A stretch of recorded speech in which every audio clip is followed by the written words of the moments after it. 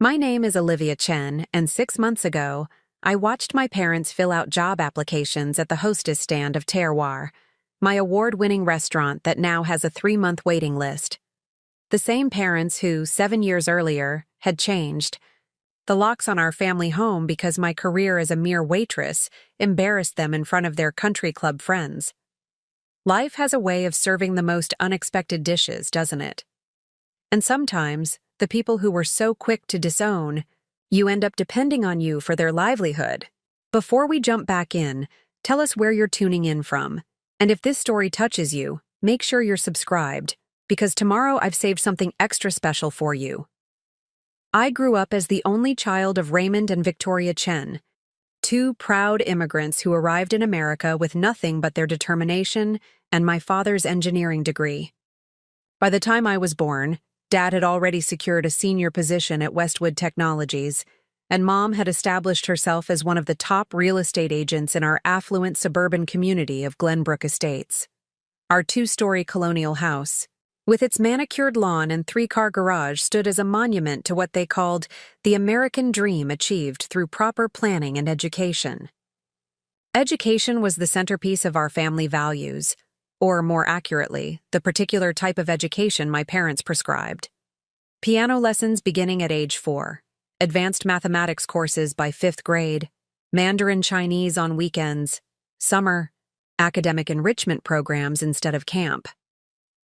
My childhood photo album reads like a catalog of academic achievements: science fair champion, mathlete regional winner, national merit scholar. Your father and I sacrificed everything to give you opportunities, Mom would remind me regularly. All we ask is that you make use of them with a respectable career. In the Chen family lexicon, respectable had a very specific definition: doctor, lawyer, engineer, or at the very least, a business executive with a corner office. Anything else was considered failure, a waste of our family's hard-earned status. My senior year of high school arrived with early acceptance letters from 3 Ivy League universities. My parents hosted an elaborate dinner party to celebrate, inviting their closest friends and colleagues to witness their parenting triumph. Harvard, Yale, and Princeton, Dad announced over dessert, his voice carrying that distinctive blend of pride and smugness. Olivia will be studying pre-med, of course. It was the first I'd heard of this decision.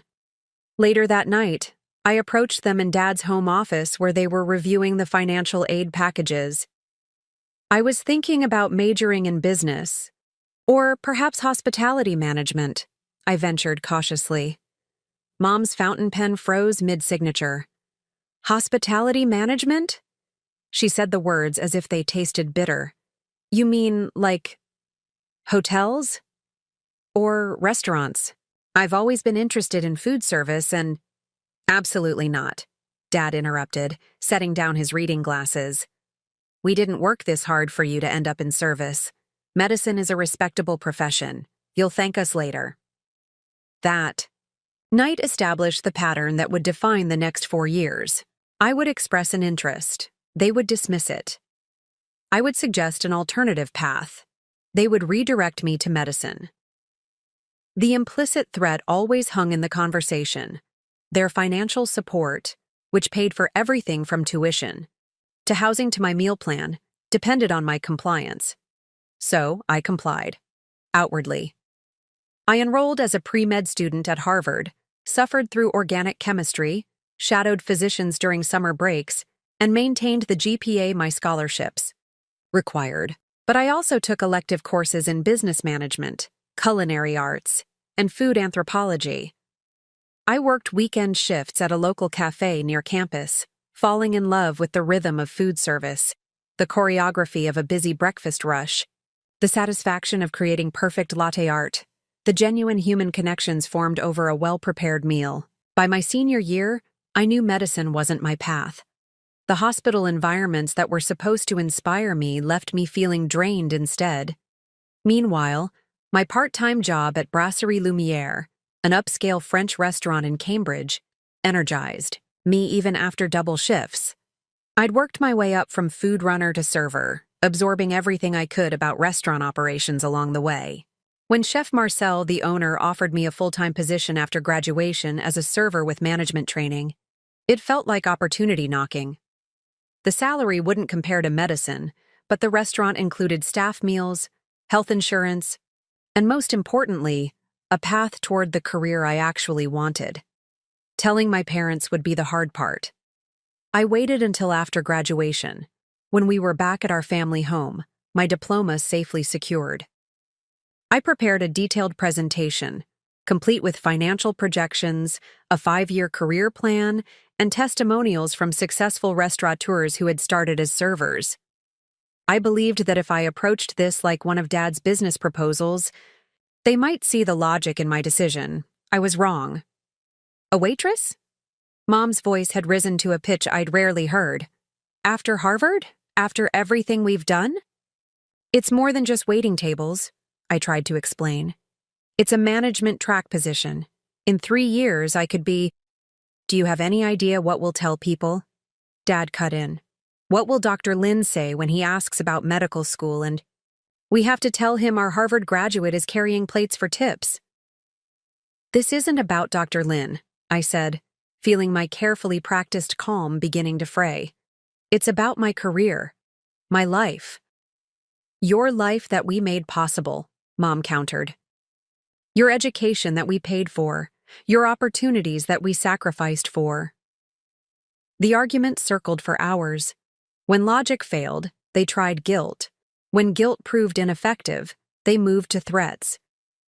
If you pursue this waitressing, Dad finally said, his voice eerily calm, you do it without our support, financial or otherwise. You don't mean that, I said, though the set of his jaw suggested otherwise. We do, Mom affirmed. We've invested too much in you to watch you throw it all away. If you want to waste your potential, you won't do it, as our daughter. They gave me a week to come to my senses. 7 days to decide between the life they had planned and the one I wanted. 7 days that I spent mostly in my childhood bedroom, alternating between anger, guilt, and doubt. Had I been selfish in pursuing my own interests? Was I being naive about career prospects in the restaurant industry? Was family approval worth sacrificing personal fulfillment? On the 7th day, I emerged with my decision. I had accepted the position at Brasserie Lumière. I would drive to Boston the following morning. Then you should pack everything you need, Mom said coldly, because once you leave, this will no longer be your home.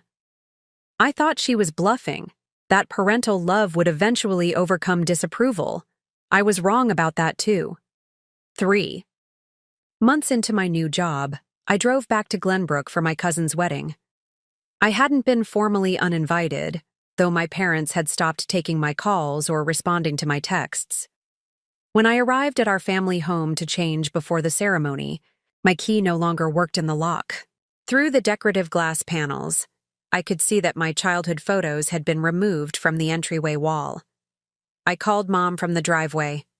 After 4 rings, she answered. We told you our conditions, she said without preamble. You chose your path. You changed the locks? My voice sounded small even to myself. We've put your remaining personal items in storage. I'll text you the address and access code. Mom, this is... What will it look like to the Lins and the Yangs if our daughter is serving food while their children are completing medical residencies? She interrupted. You've made your choice. Now we're making ours. The line went dead. I sat in my car for nearly an hour, alternating between tears and disbelief. Eventually, I drove to a discount store, bought a simple black dress to replace the outfit I'd planned to wear from my closet, and attended my cousin's wedding solo. My parents acknowledged me with rigid politeness, but introduced themselves to my extended family's new in-laws without mentioning they had a daughter. I returned to Boston that night and threw myself into work with a new intensity. If my family rejected me for pursuing my passion, I would make that passion count for something extraordinary. I picked up extra shifts, volunteered for the most challenging stations, and asked Chef Marcel for additional responsibilities. I started a small notebook where I recorded everything I was learning. Not just service techniques, but food costs, vendor relationships, wine pairings, kitchen operations. My tiny studio apartment became a test kitchen during my off hours. I experimented with flavor combinations, practiced knife skills, and developed recipes that blended my Chinese heritage with the French techniques I was absorbing at work. I invited colleagues for tastings and critique, refining my palate and presentation skills with each attempt. When my lease ended 10 months into my Boston life, I made another decision. Chef Marcel had connections in New York City, where the restaurant scene offered more diversity and opportunity. He made a call to his friend Sophia at Ember, an upscale neighborhood bistro in Brooklyn that was developing a reputation for innovative food and exceptional service. "They need an experienced server," Marcel told me. "But Sophia says if you're as good as I claim, they might have assistant management opportunities within a year." I packed my few possessions into my 12-year-old Honda Civic and drove south, leaving behind the city where my parents had expected me to become a doctor for one where I hoped to become a restaurateur instead. New York proved both harder and more rewarding than I anticipated. My rent consumed nearly half my income. Competition for shifts was fierce. The pace was relentless. But Sophia recognized my hunger to learn every aspect of the business. She started giving me additional responsibilities: scheduling, other servers, training new staff, developing daily specials with the chef. "You have good instincts," she told me after I'd been there 6 months. "But more importantly, you have grit. This industry chews up talented people who can't handle the pressure. You seem to thrive on it." She was right. While the 12-hour shifts left my feet aching and my body exhausted, I felt intellectually and creatively stimulated in ways my pre-med studies never had. The constant problem-solving, the human psychology of creating memorable dining experiences, the blend of art and science in food preparation, it engaged every part of me. Still, I couldn't deny that my parents' rejection left a wound that wasn't healing. I sent birthday cards that received no acknowledgement. I emailed updates about my life that generated no response. I called on holidays only to reach their voicemail. After 2 years, I stopped trying. Instead, I channeled all my emotional energy into professional development. I took a weekend mixology course to improve my beverage knowledge. I enrolled in a part-time business class at NYU to strengthen my financial acumen. I saved every spare dollar toward my ultimate goal, a restaurant of my own. 3 years into my New York life, an unexpected opportunity emerged.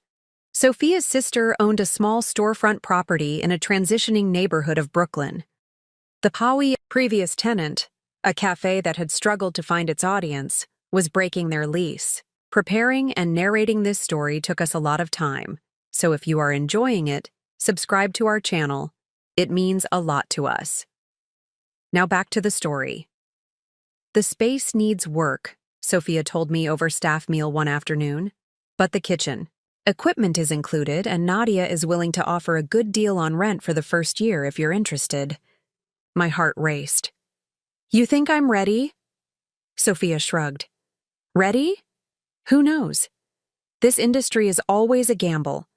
But you've got the skills, you understand food costs, and you've saved some money. Plus, you have something most first-time restaurant owners don't. What's that? You know what it's like to be staff. You'll build loyalty because you've been where they are. That's invaluable." That night, I couldn't sleep. I reviewed my savings, $42,000 painstakingly accumulated over 4 years. Not nearly enough to launch a restaurant properly, but perhaps enough for a scaled-down concept if I did most of the work myself. I'd need investors or loans for the rest. The following week, I visited the space. At just 200 square feet, it was small by restaurant standards, but the layout was efficient. The kitchen needed updating but had functional basics. The dining area could seat about 40 guests comfortably. Most importantly, large windows faced a small park, providing natural light and a pleasant view. both rarities in affordable New York. Restaurant spaces. I spent the next month developing a business plan, creating sample menus, and calculating startup costs. I approached 3 banks for small business loans and was rejected by all of them. Too risky, they said. Restaurants have a high failure rate, they reminded me. Insufficient collateral, they concluded. Undeterred, I revised my approach. I reached out to regular customers at Ember who had financial means and had commented on my service over the years. I prepared a detailed investor presentation that outlined my concept. Terroir, a restaurant celebrating immigrant food stories through seasonal, locally sourced ingredients. Each dish would honor cultural heritage while embracing contemporary techniques, creating what I called tradition translated for the modern palate. To my surprise, 2 customers agreed to invest $30,000 each in exchange for minority stakes. Sophia and her husband contributed another $20,000. With my savings and a high-interest small business credit line as backup, I had just enough to launch a stripped-down version of my vision. I signed the lease on my 28th birthday, 7 years, after my parents had changed their locks and removed my photos from their walls. As I held the keys to my own establishment, I felt a complex mix of pride, vindication, and lingering sadness. I wished they could see that my wasteful career choice had led to this moment of creation. The next 3 months disappeared into a blur of permits, renovations, menu development, and staff hiring. I painted walls myself to save money. I scoured restaurant supply auctions for affordable furniture. I developed relationships with local farmers and small-scale food producers who would become essential partners in my farm-to-table approach. Opening night arrived with the terrifying uncertainty all new restaurant owners face. Would anyone come? Would the food meet expectations? Would service run smoothly? Had I made a catastrophic mistake betting everything on this dream? By 7 p.m., every table was filled. By 8 p.m., we had a waiting list. By closing time, we had served 76 guests in our 40-seat restaurant, turning tables faster than I had dared to hope. More importantly, the feedback was overwhelmingly positive. Guests loved our signature dish, 5-spice duck with cherry glaze, a creation that honored my Chinese heritage while incorporating local Hudson Valley duck and seasonal cherries. The next day brought food critics from 2 local publications. The following week, a popular food blogger posted about our charred eggplant with black garlic and crispy shallots.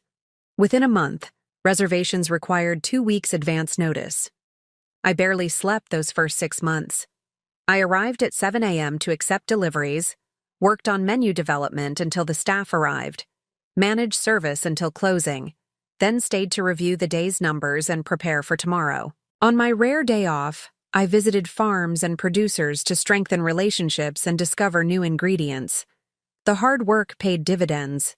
By our first anniversary, Terroir had received a glowing review in the New York Times, been featured in Food and Wine's Restaurants to Watch, and expanded to include a small cocktail bar in the previously unused basement space. We had grown from 8 employees to 22. Our reservation list now stretched to 3 months. Success brought more than just financial reward. It validated the choice I had made 7 years earlier, the decision that had cost me my family but had forced me to discover my own resilience and creativity. The restaurant became my new family. My staff, many of whom had their own stories of pursuing dreams against expectations, understood me in ways my parents never had. Still, unexpected moments would trigger the old pain.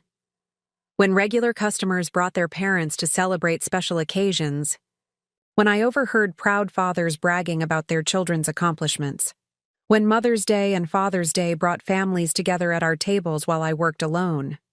I hadn't spoken to my parents in 5 years when the economy began to show signs of trouble. News reports mentioned technology sector layoffs affecting senior executives like my father. The real estate market, my mother's domain, had cooled considerably with rising interest rates. I wondered occasionally how they were faring, but had no way of knowing. We had no mutual connections since my extended family had chosen sides long ago, maintaining superficial politeness toward me, but real relationships with my parents. Then, on an ordinary Tuesday morning, as I reviewed invoices in my small office, my hostess knocked tentatively on the door. "There's a couple here asking to speak with you," she said. "They don't have a reservation, and we're not open for another hour, but the woman. She says she's your mother." I felt the floor shift beneath me like the first tremor before an earthquake. After 5 years of silence, my parents had materialized at my restaurant, seeking me out directly. My mind raced through possible scenarios as I followed my hostess to the front entrance, each heartbeat pounding in my ears. They stood awkwardly by the host stand, looking simultaneously familiar and foreign. Dad had aged visibly, his once jet black hair now predominantly gray, his confident posture subtly diminished. Mom appeared thinner than I remembered. The designer clothing she had always worn with pride replaced by a simple blouse and slacks that seemed oddly unremarkable for a woman who had built her identity around external perfection. "Olivia," Mom said, her voice carrying that particular tone I recognized from childhood, the one that blended authority with uncertainty when facing situations beyond her control. "Mom, Dad." I nodded, my professional mask sliding into place, like armor. "This is unexpected." An uncomfortable silence stretched between us, filled with 5 years of unspoken words and untended wounds. The three of us stood frozen in this tableau until my chef called from the kitchen, breaking the spell. "We should talk privately," I said, gesturing toward my office. "Please, follow me." They trailed behind as I led them through the dining room, past tables where countless families had celebrated milestones while mine had remained fractured, past the semi-open kitchen where my culinary team was prepping for lunch service, past the awards and framed reviews that documented my success in the career they had dismissed. My office was small but efficient, like everything else in the restaurant. I'd designed it with the same attention to detail I applied to our dining spaces: warm lighting, comfortable seating, and elements that reflected my philosophy of honoring tradition while embracing innovation. A vintage Chinese tea set shared space with modern design books. Family-style recipe cards inherited from my grandmother's collection were framed alongside contemporary food photography. "Please sit," I said, indicating the 2 chairs opposite my desk. I remained standing, needing the psychological advantage of height in this unexpected confrontation. "What brings you here after all this time?" They exchanged glances, that silent parental communication I remembered from childhood, before Dad cleared his throat. "Your restaurant. It's very impressive," he said, his eyes not quite meeting mine. "We read about it in the Times last year." The acknowledgement sent an unwelcome surge of pleasure through me, the child still seeking parental approval despite everything. I pushed the feeling aside. "Thank you. But I doubt you came all this way to compliment the decor." Mom's hands twisted in her lap, a nervous gesture I'd rarely seen from a woman who had always presented composed confidence to the world. "Olivia, we've come because—" she began, then faltered. "We need your help," Dad finished, the words seeming to physically pain him. Things have changed significantly since we last spoke. Over the next 30 minutes, they outlined the collapse of their carefully constructed life. Dad had indeed been laid off from Westwood Technologies 18 months earlier, a strategic reduction of senior personnel after the company was acquired by a multinational corporation. At 58, with technology evolving rapidly, he'd found himself competing against candidates with more current skills and lower salary requirements. Meanwhile, Mom's real estate business had suffered. As the market cooled and younger agents with digital marketing expertise captured what business remained, their investments, heavily weighted toward technology stocks on Dad's confident assurances, had lost significant value in the recent downturn. "We've had to sell the house," Mom said, her voice tight with suppressed emotion. We're living in a 2-bedroom apartment now in Millfield. Millfield was a modest community several steps down from Glenbrook's Prestige. I see, I said, struggling to process this reversal of fortune. I'm sorry to hear about your difficulties, but I'm not sure what you expect from me. You made your position quite clear 5 years ago.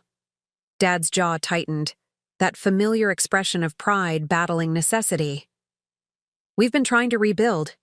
Victoria has been working part-time at an insurance office. I've taken some consulting work, but it's inconsistent. He hesitated, the word clearly foreign to his vocabulary. Struggling. A complicated blend of emotions swirled within me. Vindication, sympathy, resentment, and beneath it all, the persistent pull of familial connection despite everything. I waited, sensing there was more they hadn't yet revealed. We saw your restaurant was hiring, Mom finally said. The positions were posted online, host staff and back-of-house positions. Understanding dawned with strange clarity. My parents hadn't come to reconcile or apologize. They had come seeking employment at the very establishment they had once dismissed as beneath their daughter's potential. You want to work for me? The question emerged more incredulously than I'd intended. Dad's face flushed. Not permanently, of course. Just until we get back on our feet. The employment market is challenging for people our age. I felt an unexpected laugh bubble up, not of joy but of sheer absurdity. The universe had crafted an irony so perfect it bordered on cruelty. The parents who had disowned me for choosing restaurant work were now requesting restaurant jobs themselves.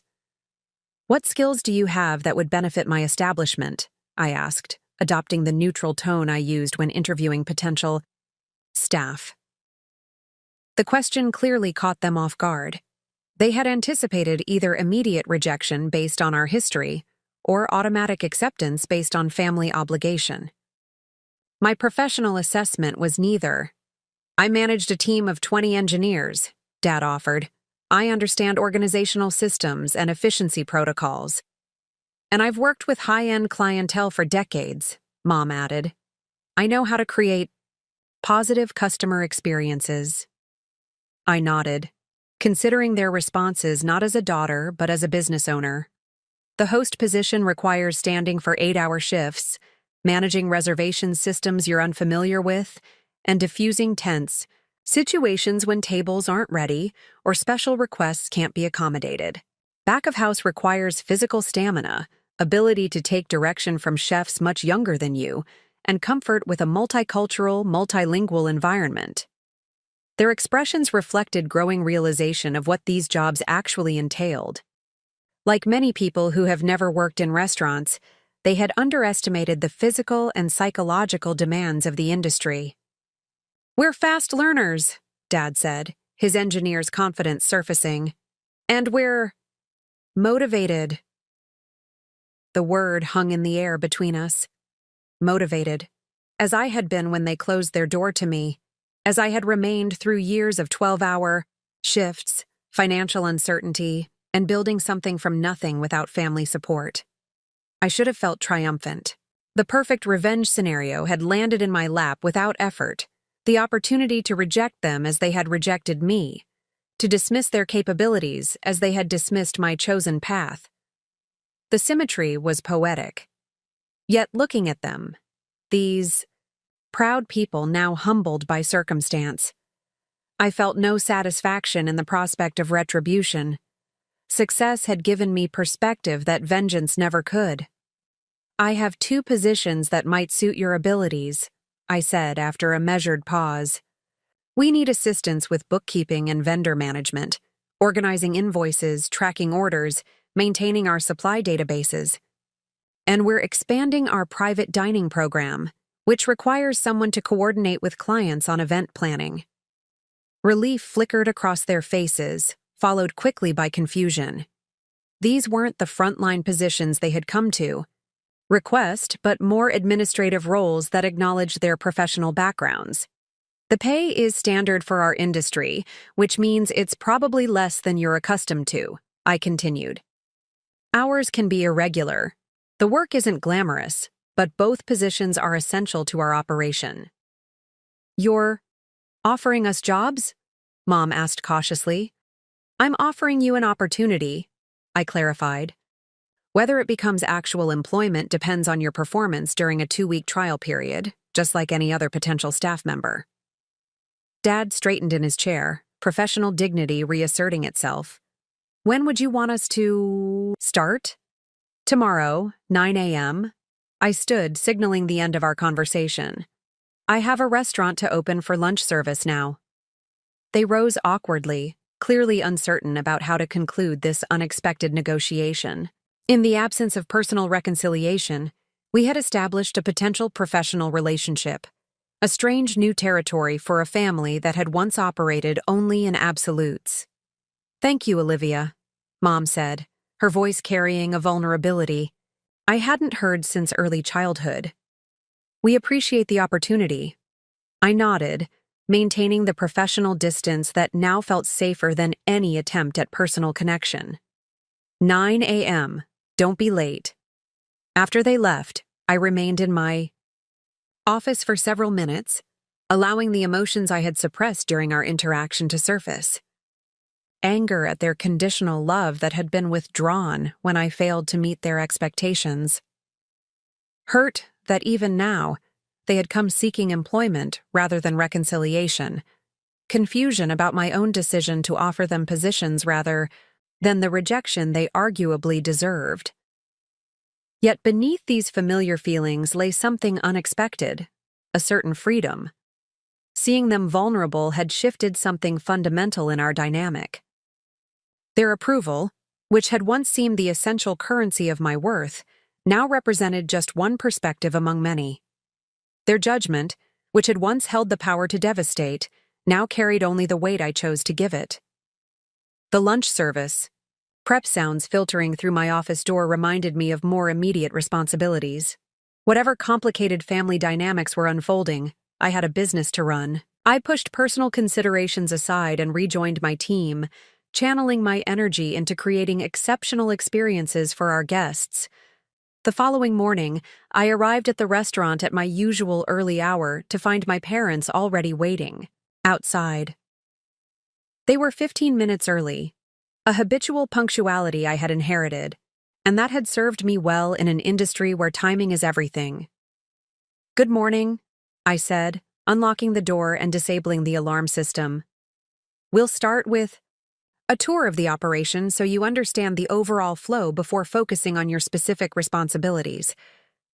I guided them through the restaurant with professional detachment, explaining systems and protocols as I would to any new employee. The kitchen, still quiet before the prep team arrived. The dining room with its carefully considered layout. The basement bar with its curated selection of small batch spirits and house-made infusions. The back office where operational logistics were managed.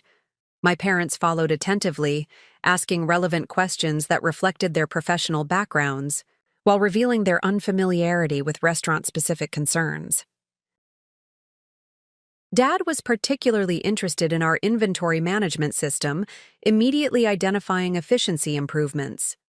Mom noted details about our reservation process, suggesting refinements based on her customer service experience. Their observations were actually valuable, fresh perspectives from individuals with transferable skills from different industries. Had they been strangers rather than the parents who had rejected my career choice, I would have been impressed by their quick grasp of our operational needs. You've created something remarkable here, Dad said as we completed the tour, genuine admiration in his voice. The system's integration alone is impressive. Your staff clearly respects you, Mom added, having observed my brief interactions with the prep team as they arrived. That's not easy to achieve. I acknowledged their comments with a nod, unwilling to reveal how much their professional validation affected me despite my best intentions. Let's discuss your specific responsibilities now, Over the next several hours, I trained them on the fundamentals of their trial positions. Dad would assist our operations manager with organizing our chaotic vendor relationships, creating a centralized database for our 60-plus suppliers of everything from specialty produce to kitchen equipment. Mom would help our events coordinator with the growing demand for private dining experiences, developing standardized packages while maintaining the personalized touch that had become our signature. Remember, in this industry, we succeed or fail as a team, I explained as we concluded the initial training. Hierarchy exists for operational clarity, but ego has no place in a successful restaurant. Everyone from dishwasher to head chef contributes essential elements to the guest experience. A lesson in humility delivered with professional courtesy rather than personal satisfaction. They nodded their understanding, perhaps beginning to recognize why their dismissal of restaurant work as beneath their daughter had been not just hurtful, but fundamentally misguided. The first week of their trial period progressed with surprising smoothness. Dad approached our vendor management challenges with the same analytical rigor he had once applied to engineering problems. Mom brought her well-honed interpersonal skills to client interactions, instantly establishing rapport with potential private dining customers. Both worked diligently, without complaint about tasks that must have seemed mundane compared to their previous professional positions. My staff, unaware of our familial connection, integrated them into our operation with the collaborative spirit I had cultivated. Wei, our operations manager, appreciated Dad's systematic approach to organization. Sophia, who had followed me from Ember and now managed our front of house, valued Mom's ability to handle demanding clients with diplomatic finesse. I maintained professional distance, reviewing their work with the same critical eye I applied to all staff performance. When Dad developed a vendor database that significantly streamlined our ordering process, I acknowledged its value. When Mom secured a corporate client for a series of monthly events, I recognized her achievement. Our interactions remained cordial but formal, confined to operational matters rather than personal reconciliation. The elephant in the room, our unresolved family conflict, remained unaddressed until the final day of their trial period. I had scheduled performance reviews as I would for any probationary employee, allocating 30 minutes to discuss their contributions and potential permanent positions.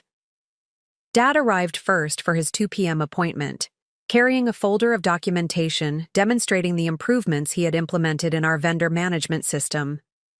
Your database has reduced our ordering errors by 32% in just 2 weeks, I acknowledged after reviewing his materials. The vendor consolidation recommendations could potentially save us significant costs while improving product consistency. He nodded, professional pride evident in his posture. I've drafted a Phase 2 plan for implementing automated inventory, tracking that would interface with the current system. The passion in his voice was familiar, the same enthusiasm he had once shown for engineering innovations, now directed toward restaurant operations he had previously dismissed as beneath consideration. I'm prepared to offer you a permanent position as our vendor relations manager, I said, sliding the employment contract across my desk. The terms are outlined here. The salary reflects both industry standards and the value your systems bring to our operation. He glanced at the figure, considerably below his former executive compensation, but fair for the restaurant industry and our specific market. I accept, he said without hesitation. Then, with uncharacteristic vulnerability, he added, Olivia, I owe you an apology. The personal statement amid our professional discussion caught me off guard. This is a performance review, not a family meeting. I understand. But as your employee, I need to acknowledge that I severely underestimated both this industry and your vision for your place within it. His eyes met mine directly. I was wrong.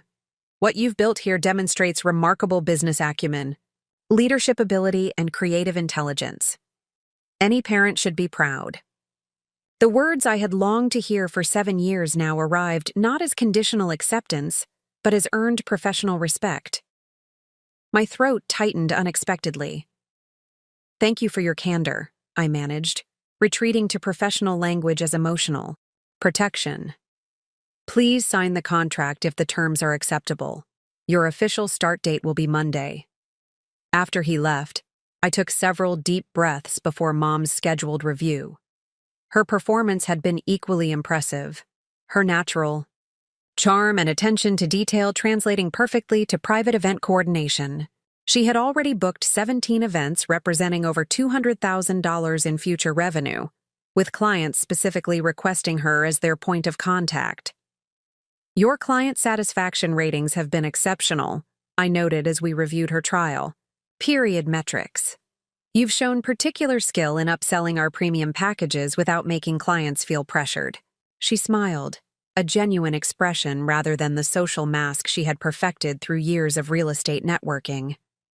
"I've discovered I enjoy this work more than I expected. Helping people plan meaningful celebrations is surprisingly rewarding."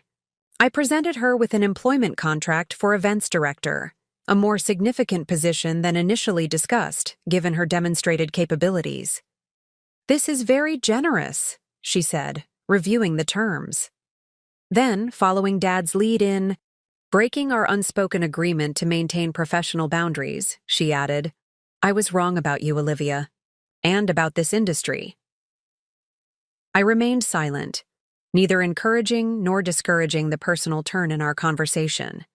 We were so focused on external markers of success, prestigious titles, certain income brackets, social standing, that we couldn't see the incredible leader you were becoming. Her voice wavered slightly. "Working here, seeing how you've built not just a business but a community, I understand now what you saw 7 years ago that we couldn't." The validation created a complicated swirl of emotions, satisfaction at the acknowledgement, resentment that it had taken their personal downfall to generate this insight, cautious hope that genuine understanding might be possible between us after all. "The restaurant opens for service in an hour," I said, redirecting to safer professional territory. "If you're accepting the position, the staff meeting starts in 15 minutes. "I accept," she said, signing the contract. "And Olivia, thank you.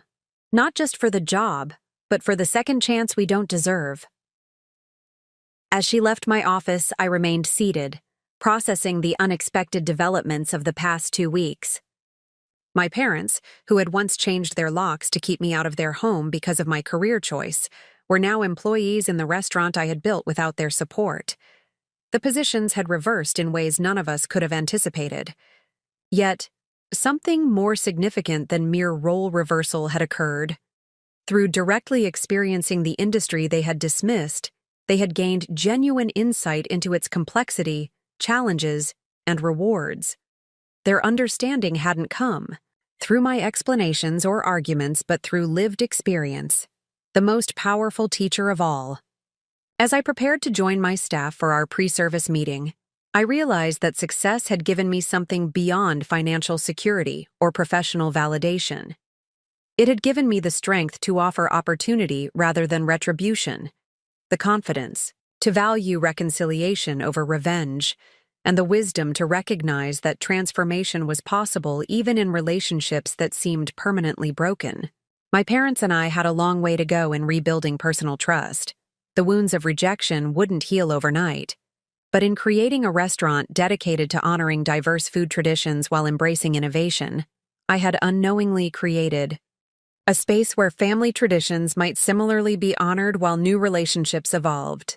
I stepped into the staff meeting room where my team, including my newly hired vendor relations manager and events director, had gathered for our daily pre-service briefing. For the first time in 7 years, my parents were present for an important moment in my professional life. The circumstances were nothing like any of us would have imagined, but perhaps they were exactly what we all needed to grow beyond the limitations of our past relationships. "Good afternoon, everyone," I began, addressing my staff with the quiet confidence that had become my leadership signature.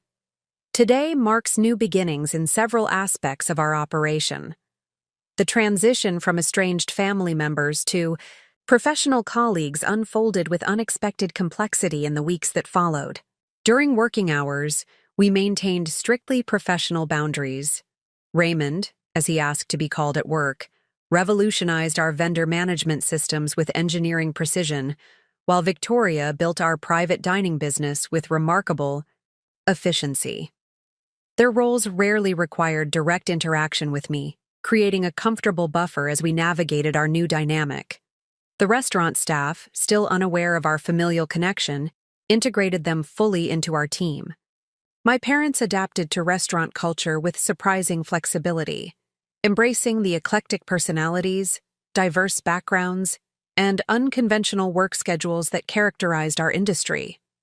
They participated in family meals, that sacred restaurant tradition where staff share food before service, and gradually absorbed the unique vocabulary and rhythms of hospitality work. I observed these developments with cautious optimism. Their willingness to immerse themselves in my world demonstrated a shift in perspective I hadn't thought possible. Yet I maintained emotional distance, uncertain whether their adaptation represented genuine change or merely a practical response to financial necessity. 1 month into their employment, I faced a decision that would inevitably complicate our carefully compartmentalized relationship. Food and Wine magazine had requested an interview featuring Terroir's innovative approach to cultural cuisine. The journalist specifically wanted to explore the connection between my personal background and culinary philosophy, the human story behind the food, as she described it. After confirming the interview, I called my parents into my office separately to address the situation. The article will inevitably mention my family background and education, I explained to Dad. I need to know your preference regarding your current employment here.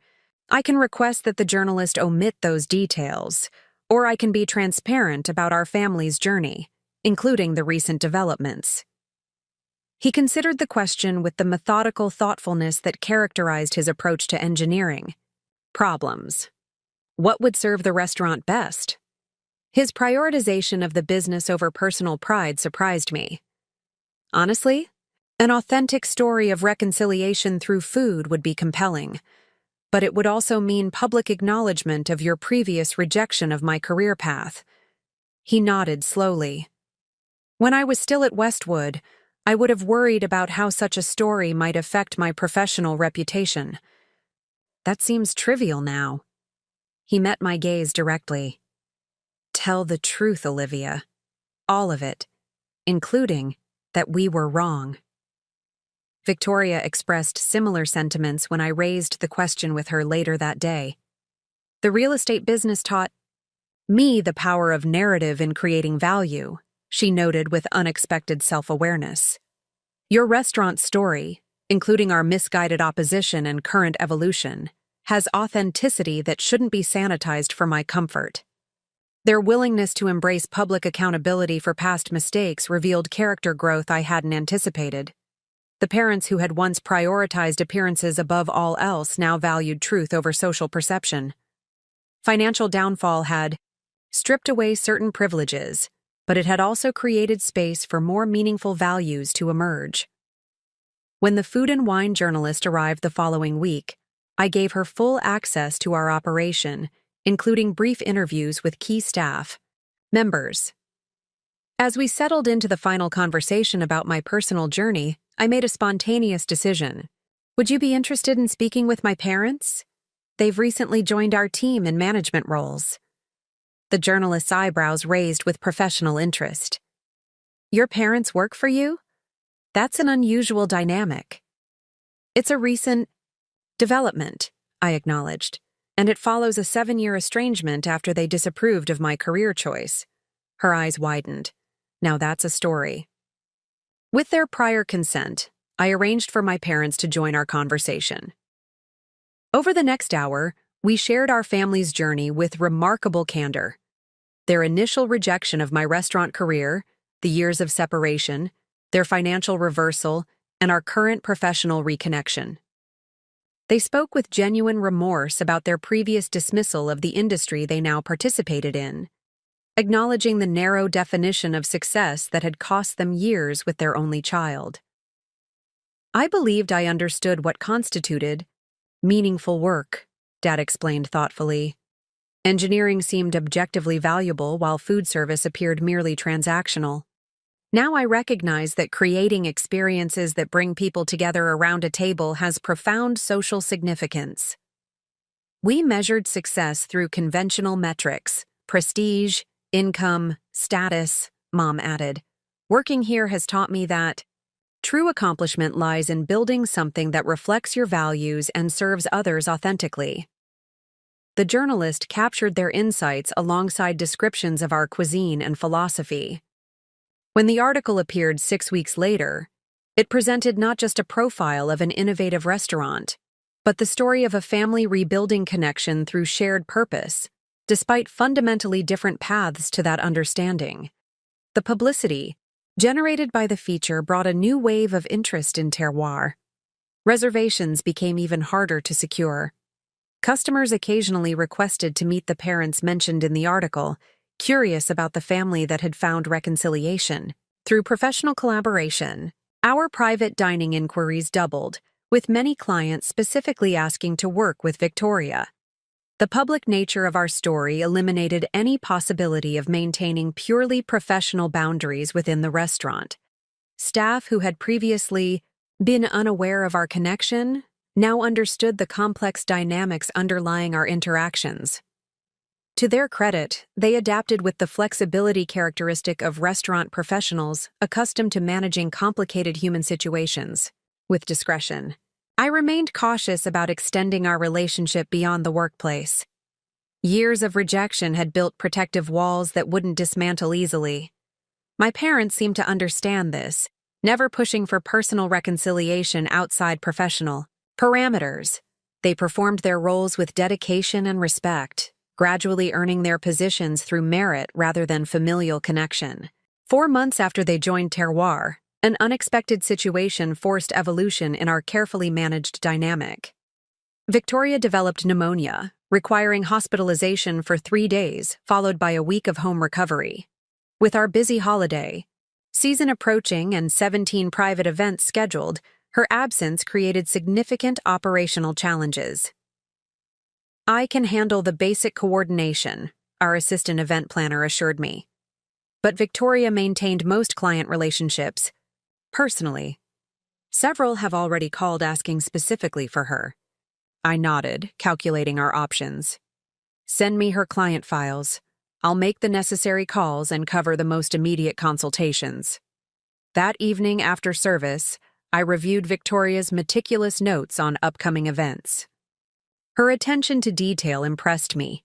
Each file contained not just logistics, but personal insights about clients' preferences, family dynamics, and unstated priorities.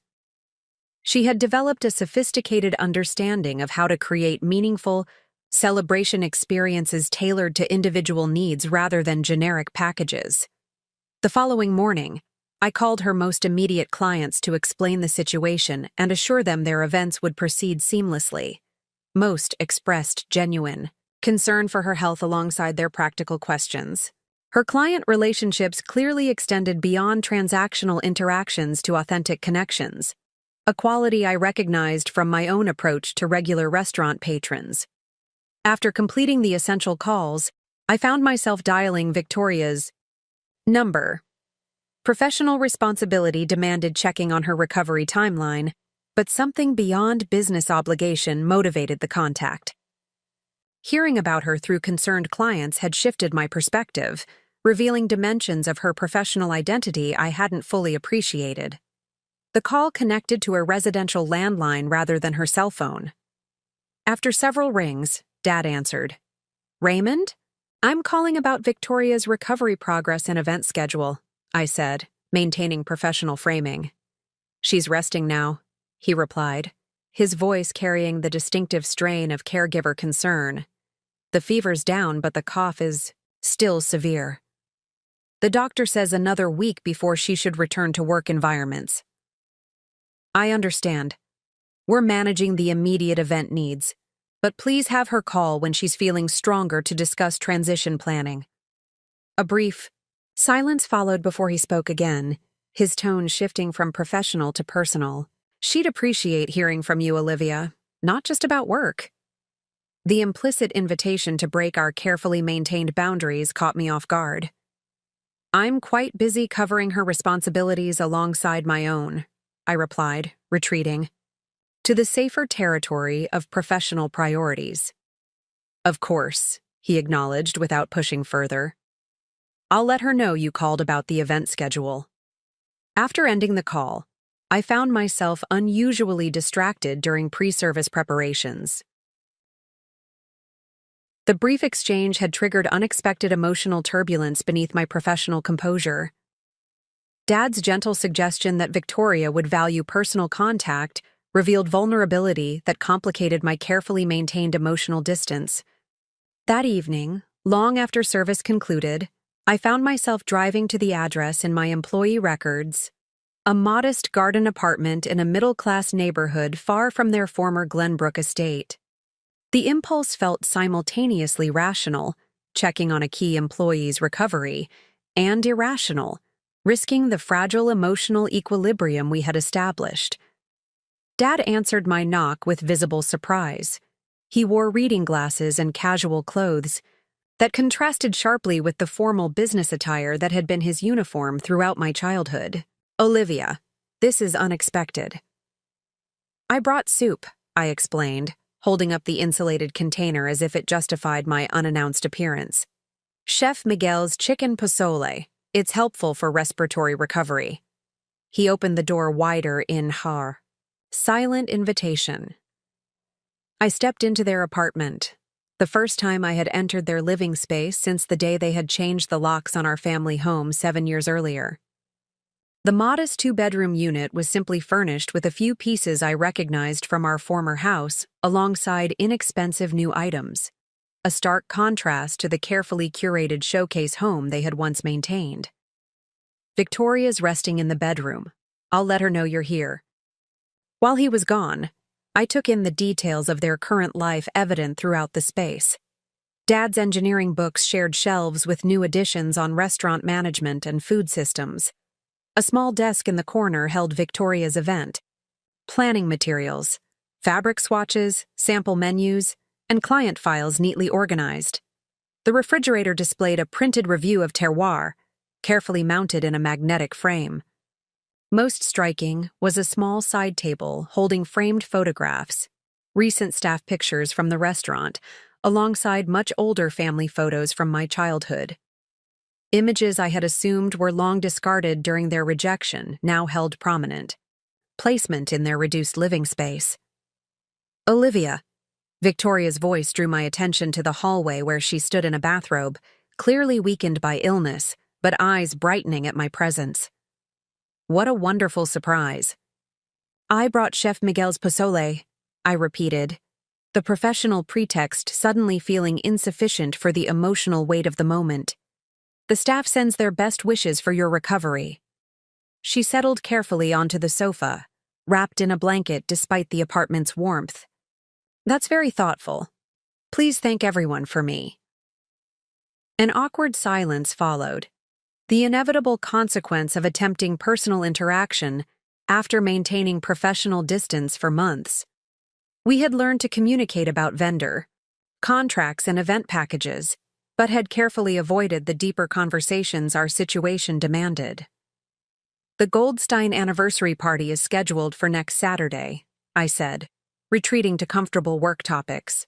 "Amelia has the basic details under control, but the client has requested some specific menu modifications we should discuss." Victoria nodded, but her expression reflected disappointment at the conversational direction. "My client notes should cover the essential parameters. The Goldsteins have dietary restrictions detailed on page 3 of their file." "Yes, I reviewed those. Very comprehensive documentation." Another silence stretched between us, heavier than the first. Dad had disappeared into the kitchen, ostensibly to heat the soup, but clearly giving us space to navigate this tentative interaction. "Your work with our private dining program has been exceptional," I finally offered. "The client feedback consistently mentions your attention to personal details that make their events meaningful beyond the menu." Thank you. Her professional confidence briefly surfaced through physical weakness. I've discovered that celebrating important milestones through food creates powerful connections. People remember how you made them feel during significant moments. The observation struck me with its insight and implicit relevance to our own fractured history, filled with significant moments experienced separately due to broken connection.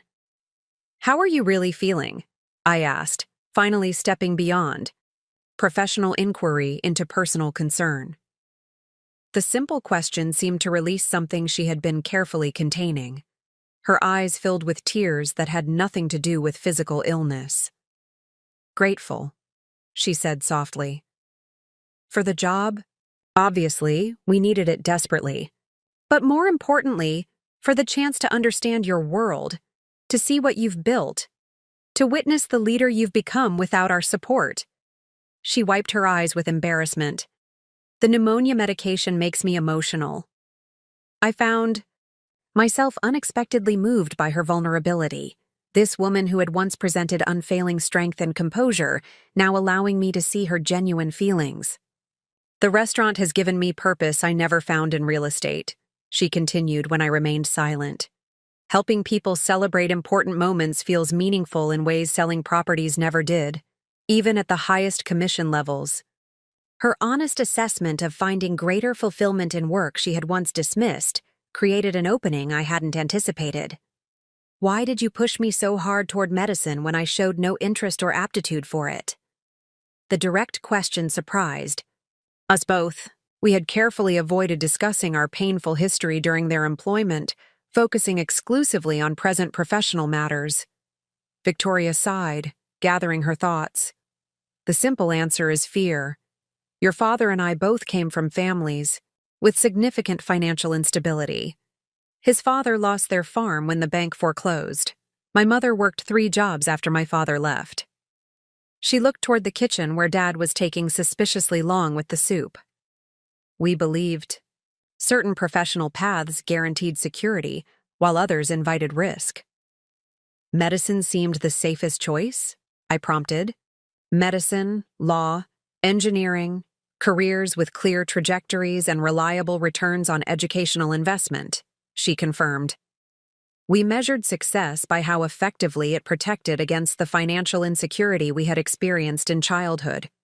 Her explanation offered context I had never fully considered, their rigid expectations stemming not from arbitrary status seeking, but from deeply rooted financial trauma they had never processed.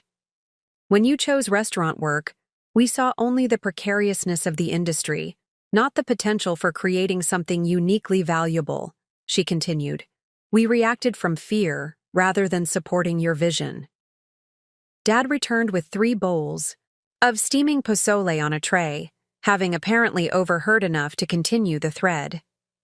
We believed we were protecting you from hardship. Instead, we created it by withdrawing support precisely when you needed it most. The simple acknowledgement of their mistake, without qualification or expectation, shifted something fundamental in the emotional atmosphere between us. Not instant forgiveness, but perhaps the beginning of understanding that might eventually lead there. We ate together in contemplative silence, our first shared meal in 7 years.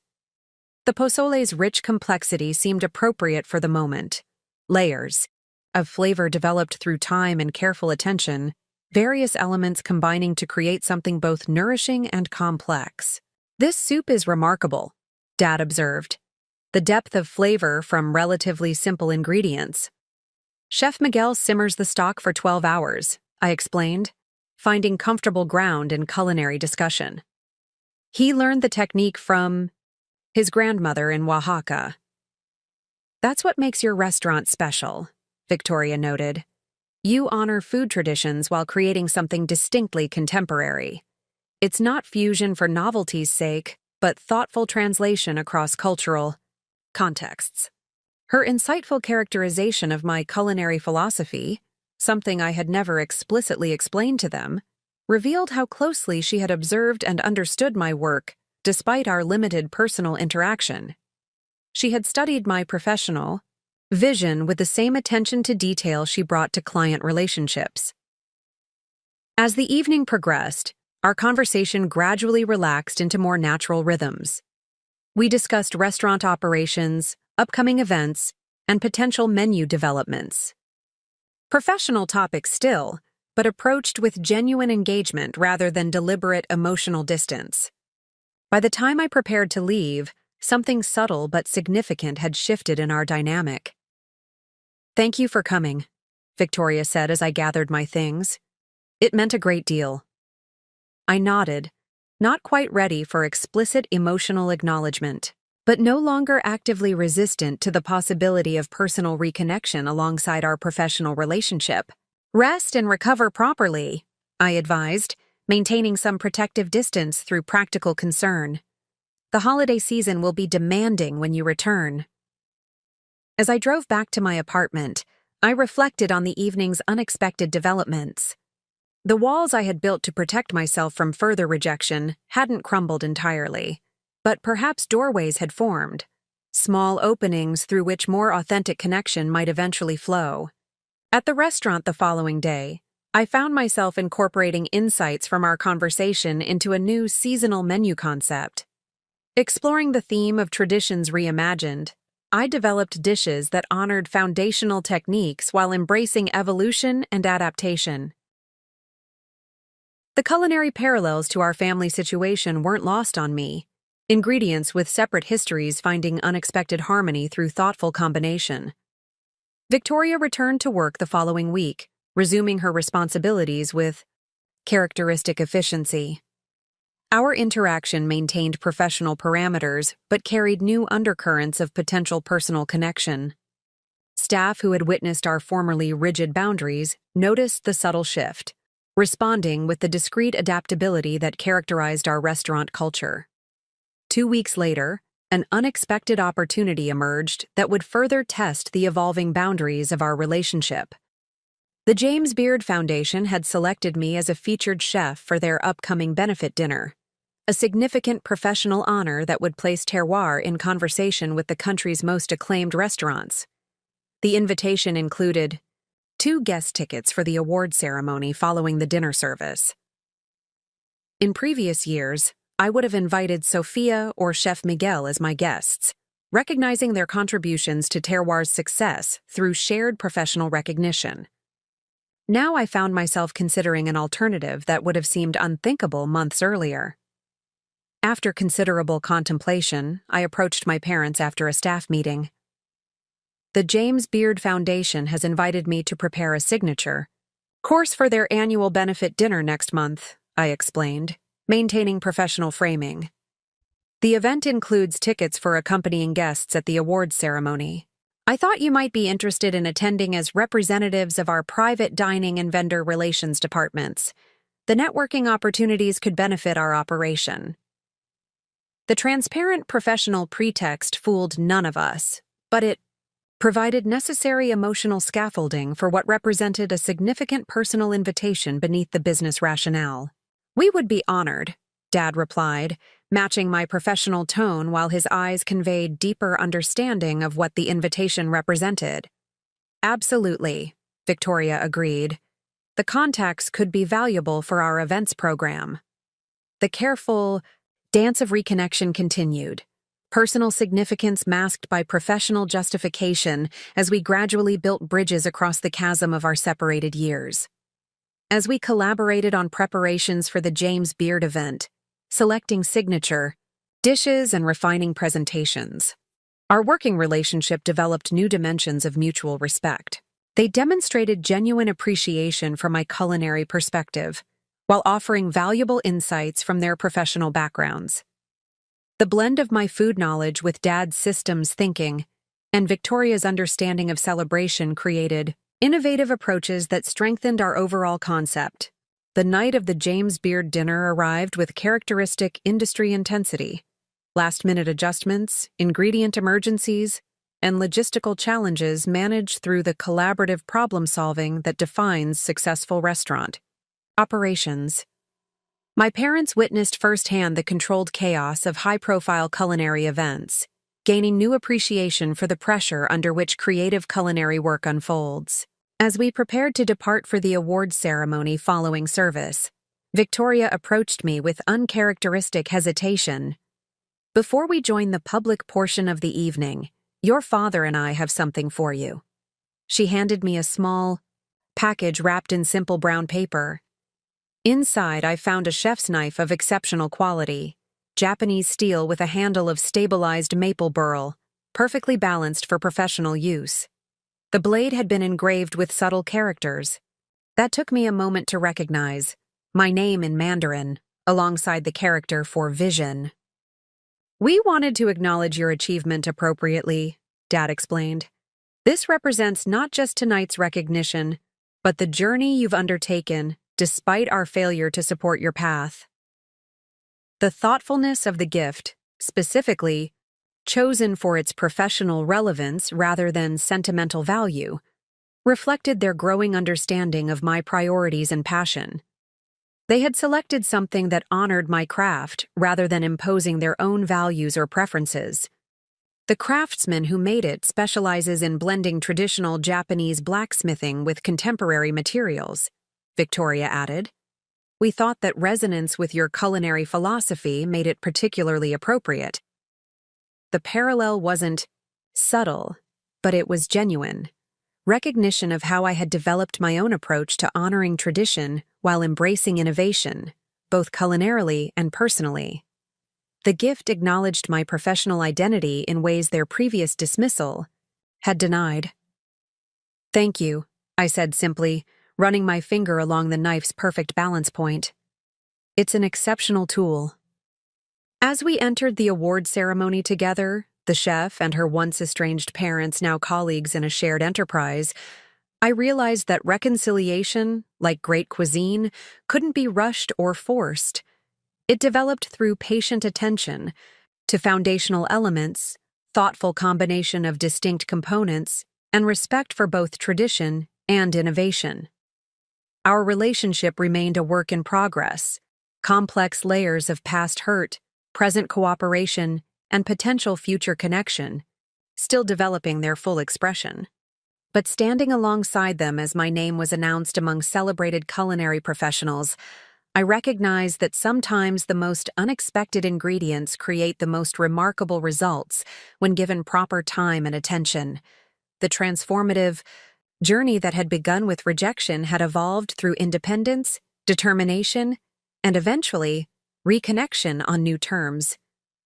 The parents who had once dismissed my chosen path now stood witness to its fruition, not through capitulation to their former expectations, but through mutual growth toward new understanding.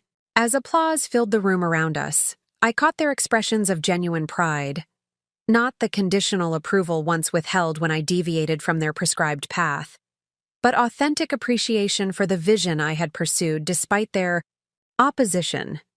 The reversal of our circumstances had created not just changed roles, but expanded perspectives for us all.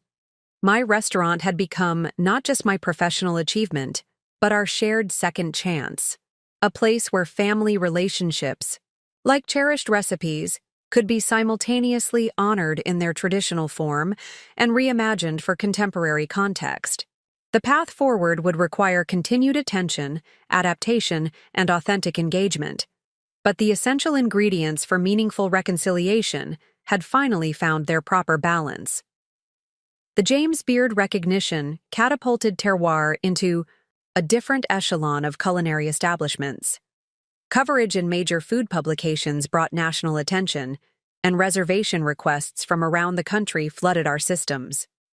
What had begun as a neighborhood-focused restaurant with a loyal Brooklyn following had transformed into a destination dining experience that food enthusiasts planned trips around. This expansion of influence brought both opportunities and challenges. Our intimate 40-seat space, once perfectly suited to our concept, now felt constrictive. Turning away hundreds of potential guests weekly meant leaving both revenue and relationship-building opportunities untapped. Maintaining quality at maximum capacity strained our kitchen resources. Staff who had been with me since opening demonstrated The inevitable signs of burnout that accompany sustained high-volume, high-standard service. 3 months after the James Beard event, I called a meeting with our management team, now including both my parents in their respective roles, to address our strategic situation. "We've reached an inflection point," I began, standing before the whiteboard in our staff room. "Terroir can continue as it exists, maintaining current operations and standards while turning away significant business. Or we can consider thoughtful expansion that preserves our ethos while accommodating more guests." Sophia, who had followed me from Ember and now served as our general manager, nodded in agreement. "Our wait list has grown from 2 months to 4. We're disappointing more potential customers than we're serving. And private event requests have tripled," Victoria added, consulting her meticulous records. "We've declined 67 events in the past quarter due to space limitations, representing approximately $400,000 in unfulfilled revenue." Miguel, our head chef who had started as a line cook during our opening year, crossed his arms with characteristic protective concern for our culinary standards. "Expansion often dilutes quality. Many restaurants lose their soul when they grow too quickly." "Precisely my concern," I acknowledged, "which is why this decision requires careful consideration from all perspectives." Dad, who had remained silent during the initial discussion, now spoke with the analytical clarity that had become his valuable contribution to our team. "There are multiple expansion models to consider, each with distinct advantages and constraints." He stood and approached the whiteboard, seeking my permission with a glance before picking up a marker. A small but meaningful acknowledgement of leadership hierarchy that reflected how thoroughly he had adapted to restaurant culture despite his previous executive position. "Traditional expansion follows 3 primary patterns," he continued, sketching as he spoke. "First, replication, creating identical locations that reproduce the original concept. Second, vertical integration, controlling more of your supply chain or extending into related products. Third, concept diversification, developing new restaurant concepts under the same management structure." His systematic breakdown of options reflected the engineering precision he brought to our operation, an approach I had initially resisted as too corporate, but had come to value for its clarity and thoroughness. "Each model presents different financial profiles and operational challenges," he concluded. "The question isn't just whether to expand, but how to expand in ways that enhance rather than dilute what makes Terroir special." The discussion continued for hours, with each team member contributing perspectives from their respective domains: culinary, integrity, service standards, financial sustainability, operational feasibility. The conversation reflected the collaborative leadership culture I had intentionally fostered, where hierarchy existed for decision-making clarity but input was valued from all experienced voices. "Before we make any decisions," I said as our meeting approached its 3rd hour, "I'd like each of you to spend time considering what truly defines Terroir's essence. What elements must be preserved regardless of scale? What aspects could evolve without compromising our core values?" The assignment prompted thoughtful reflection throughout the following week. Team members observed service with renewed analytical attention, noting subtle details that contributed to our distinctive guest experience. Conversations during family meal, that sacred pre-service gathering, often turned to philosophical discussions about balancing growth with authenticity. Our follow-up meeting revealed remarkable consensus about Terroir's essential qualities: our commitment to cultural storytelling through food, our personalized approach to guest experience, our dedication to ingredient integrity, and our family-like staff culture. The challenge would be determining which expansion model could best preserve these elements while allowing more people to experience them. Victoria surprised me by presenting the most innovative solution, one that honored our core values while addressing practical limitations. What makes Terroir special isn't just the food or the space, but the educational component. how each dish connects to cultural traditions reimagined for contemporary context, she explained, displaying boards she had created with characteristic attention to detail. Rather than diluting this through traditional expansion, what if we created a culinary education center adjacent to the restaurant? Her concept was unexpectedly brilliant, a dedicated space where we could offer cooking, classes, producer workshops, cultural food history presentations, and private dining experiences built around educational themes. The approach would preserve our intimate restaurant setting while creating new revenue streams that aligned perfectly with our mission of cultural storytelling through food. We could schedule daytime programming that utilizes our kitchen during traditionally slow periods, she continued. Evening events could incorporate dining experiences that showcase techniques guests just learned. Corporate team-building programs could combine collaborative cooking with meaningful cultural education. The proposal demonstrated how thoroughly Victoria had internalized and expanded upon Terroir's mission, transforming from someone who had once dismissed restaurant work to someone who now envisioned innovative ways to elevate its impact. Her real estate background, once the domain of her separate professional identity, now informed her understanding of how physical space could enhance experiential value. The team responded with immediate enthusiasm, building upon her concept. With their respective expertise, Miguel suggested rotating educational themes that could align with seasonal menu changes. Sophia identified operational efficiencies in staffing across connected spaces. Dad analyzed potential layouts that would maximize functional flow between environments. I observed their collaborative energy with quiet pride, recognizing how far we had evolved from my initial solo venture. Terroir had become not just my restaurant, but our collective creative enterprise, a community of passionate professionals who had developed shared ownership of its mission, despite diverse backgrounds and entry points. When the discussion reached natural conclusion, all eyes turned to me for the decisive direction that remained my responsibility as founder and executive chef. Victoria's concept elegantly addresses our current challenges while creating new opportunities aligned with our values, I affirmed. Let's develop a comprehensive implementation plan with projected timelines and financial requirements. The decision represented more than a business strategy. It reflected my growing comfort with integrating my parents' contributions into our shared enterprise. Victoria's proposal would have significant impact on Terroir's evolution, potentially transforming our business model in ways I hadn't envisioned. My willingness to embrace her concept demonstrated trust that would have seemed impossible during our years of estrangement. The following months dissolved into the controlled chaos of expansion planning alongside daily restaurant operations. We identified a vacant storefront adjacent to our existing space, a former art gallery with the high ceilings and natural light ideal for creating an inspiring educational environment. The property required significant renovation, but offered the rare opportunity to expand without relocating. Dad led the design process with unexpected creative vision, collaborating with an architect to create seamless connection between our existing restaurant and the new education center.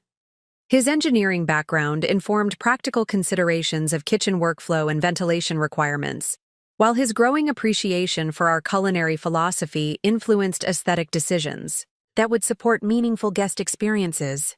Victoria developed comprehensive programming concepts, creating curriculum outlines for everything from technical knife skills workshops to cultural deep dives into regional cooking traditions.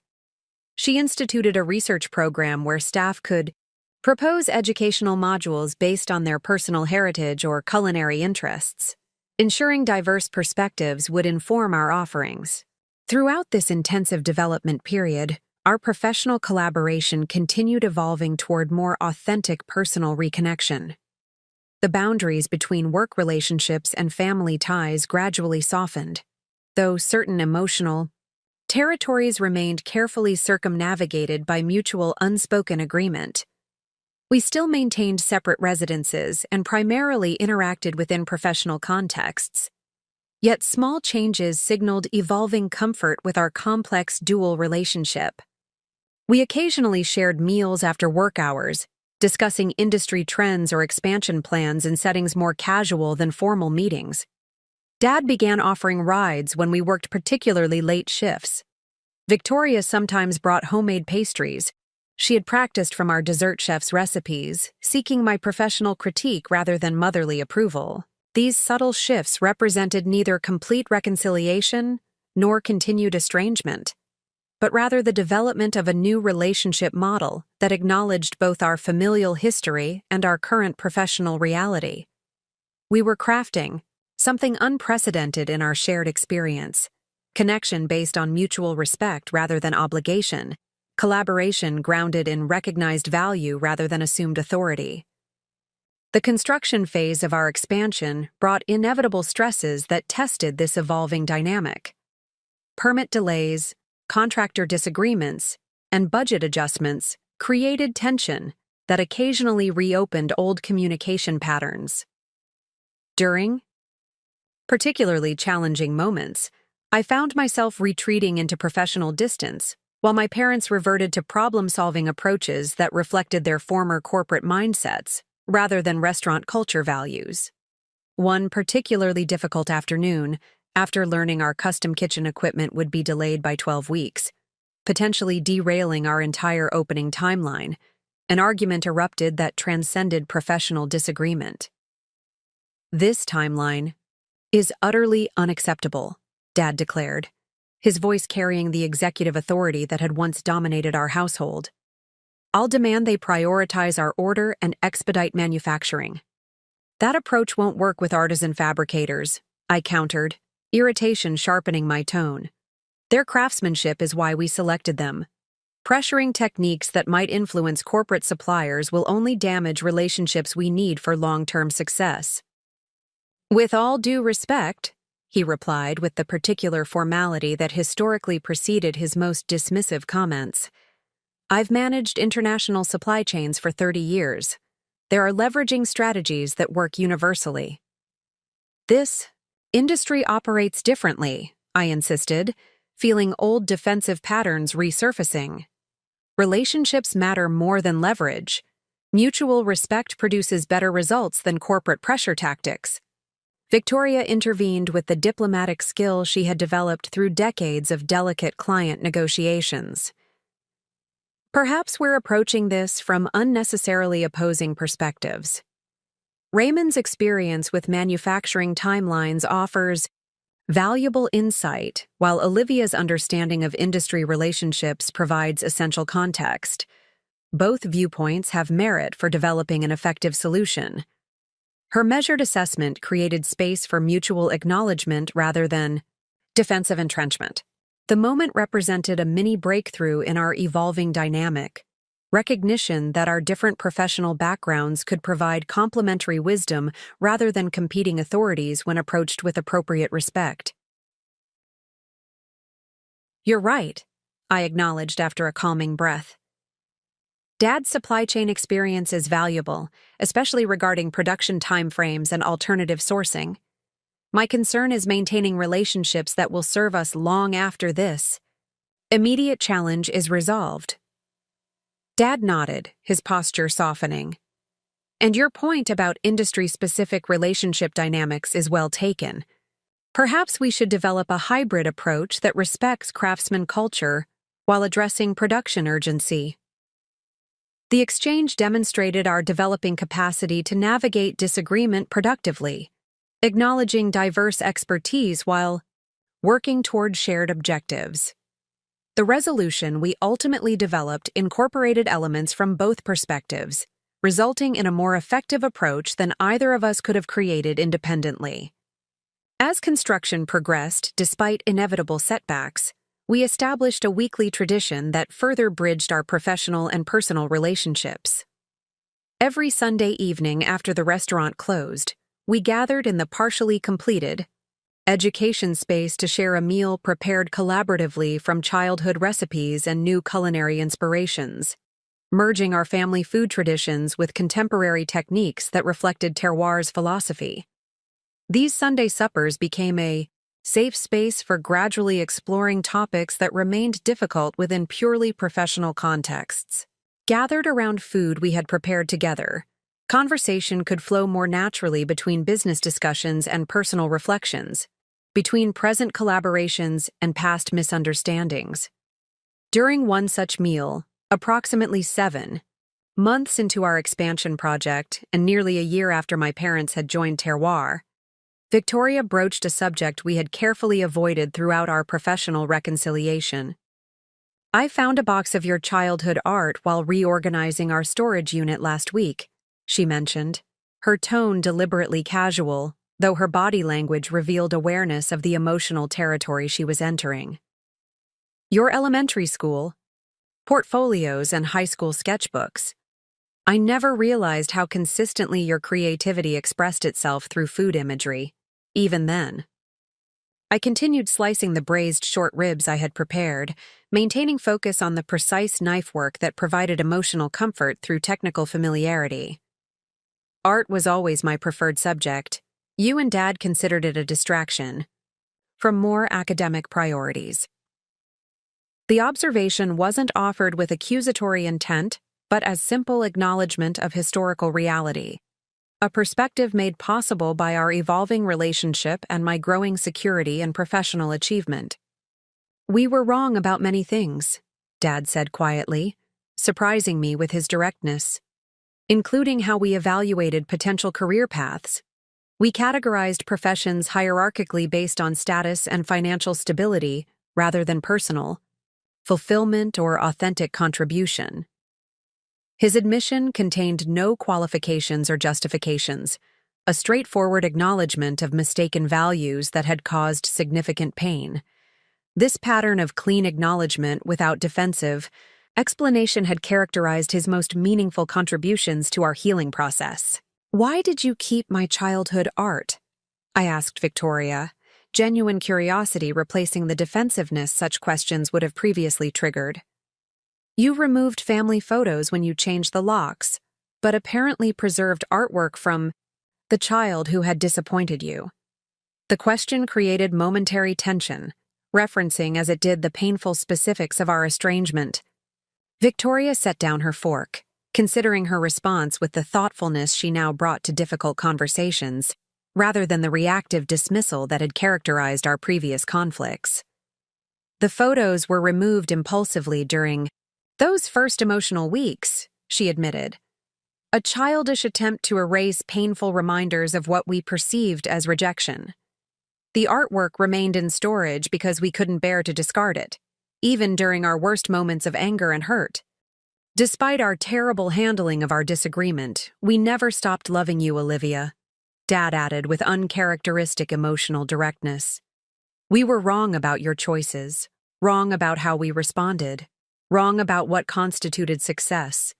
But the preservation of your childhood creative work represented the one thing we managed to get right: recognition that something precious shouldn't be discarded even when relationships falter." The conversation represented another layer of healing, acknowledgement of both the harm inflicted and the love that had persisted despite profound disagreement and separation. Not complete resolution of complex family history, but another step toward authentic reconciliation built on honest assessment rather than obligatory forgiveness. As our meal concluded, Victoria hesitantly raised another personal topic that had remained unaddressed throughout our professional collaboration. "Your birthday is next month. Would it be appropriate? Would you be comfortable if we acknowledged it in some way? Not necessarily as parents, but as people who care about you and recognize the significance of your life."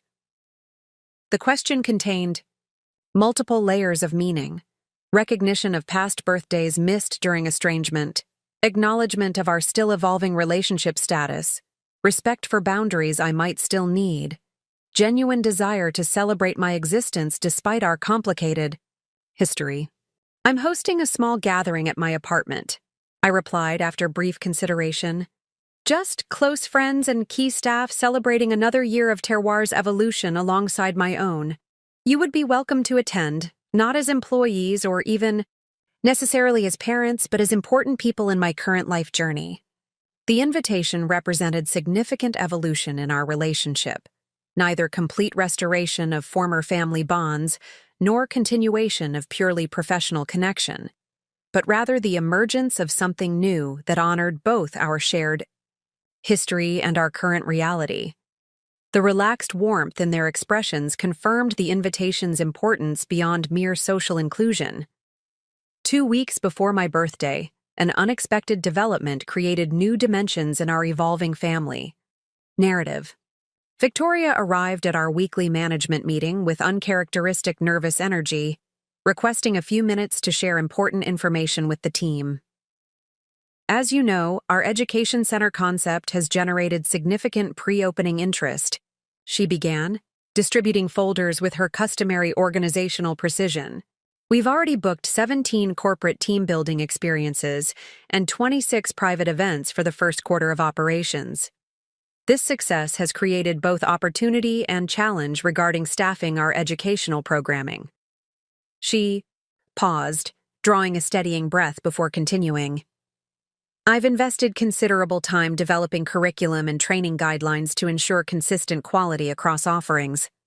The challenge remains finding instructors who embody both technical expertise and the cultural storytelling that defines Terroir's approach. Dad reached for her hand in a rare public display of personal connection, offering silent support for whatever announcement was causing such evident anxiety. After considerable reflection and discussion with Raymond, I've made the decision to sell our apartment and relocate to a rental unit within walking distance of the restaurant, she continued. The equity from the sale will provide approximately $185,000 that I would like to invest as additional capital contribution toward our education center, specifically funding development of instructor training programs and curriculum resources. The announcement represented far more than financial investment. Victoria was proposing liquidation of their last significant asset, their modest post-downsizing home, to further commit to our shared enterprise. The decision demonstrated profound evolution from the woman who had once prioritized residential prestige and material security above all other values. This investment would increase your ownership stake proportionally, I noted, maintaining professional framing while processing the emotional significance of her proposal. That's secondary to my primary motivation, she replied with unexpected vulnerability. This project represents opportunity to contribute meaningfully to an endeavor I deeply believe in. The financial structure matters less than creating something of lasting value that embodies principles I've come to embrace through working here. Her sincerity was unmistakable, the statement reflecting genuine values transformation rather than strategic positioning. The woman who had once measured success through property ownership and social status now found greater fulfillment in contributing to educational impact and cultural preservation through food. The investment would certainly accelerate our programming development, I acknowledged, maintaining professional assessment while absorbing the personal implications. However, I have concerns about your financial security if you liquidate your primary residence. Dad smiled at my expression of concern for their well-being, a reversal of traditional parent-child protective roles. We've calculated the financial implications carefully. Between Victoria's events director compensation, my vendor relations salary, and our remaining retirement accounts, we have sufficient stability without the property. At this stage of life, contributing to meaningful work alongside family holds greater value than maintaining underutilized real estate. His statement reflected perhaps the most profound value shift in their journey, prioritizing purposeful contribution and relationship restoration above material security and status considerations that had previously dominated their decision-making. After discussing financial and legal details with appropriate professional thoroughness, I called for a short break before addressing other agenda items. As the team dispersed for coffee, I asked my parents to join me in my office, the first time I had initiated private family conversation within our workplace environment. Once the door closed behind us, I abandoned professional pretense and addressed the deeper significance of their proposal. This represents more than business, investment. You're literally selling your home to further commit to this shared enterprise." Victoria nodded, emotion visible beneath her professional composure. "When we first joined Terroir, financial necessity drove our decision. Now purpose motivates our choices. The education center embodies values we've come to embrace through working here, cultural preservation, knowledge sharing, community building through food traditions. We lived decades believing ownership of things defined success," Dad added with the reflective wisdom that had emerged through his career reinvention. "Now we understand that contribution to something meaningful offers greater fulfillment than possession of status symbols." Their transformed perspective represented the most profound outcome of our unexpected reconnection.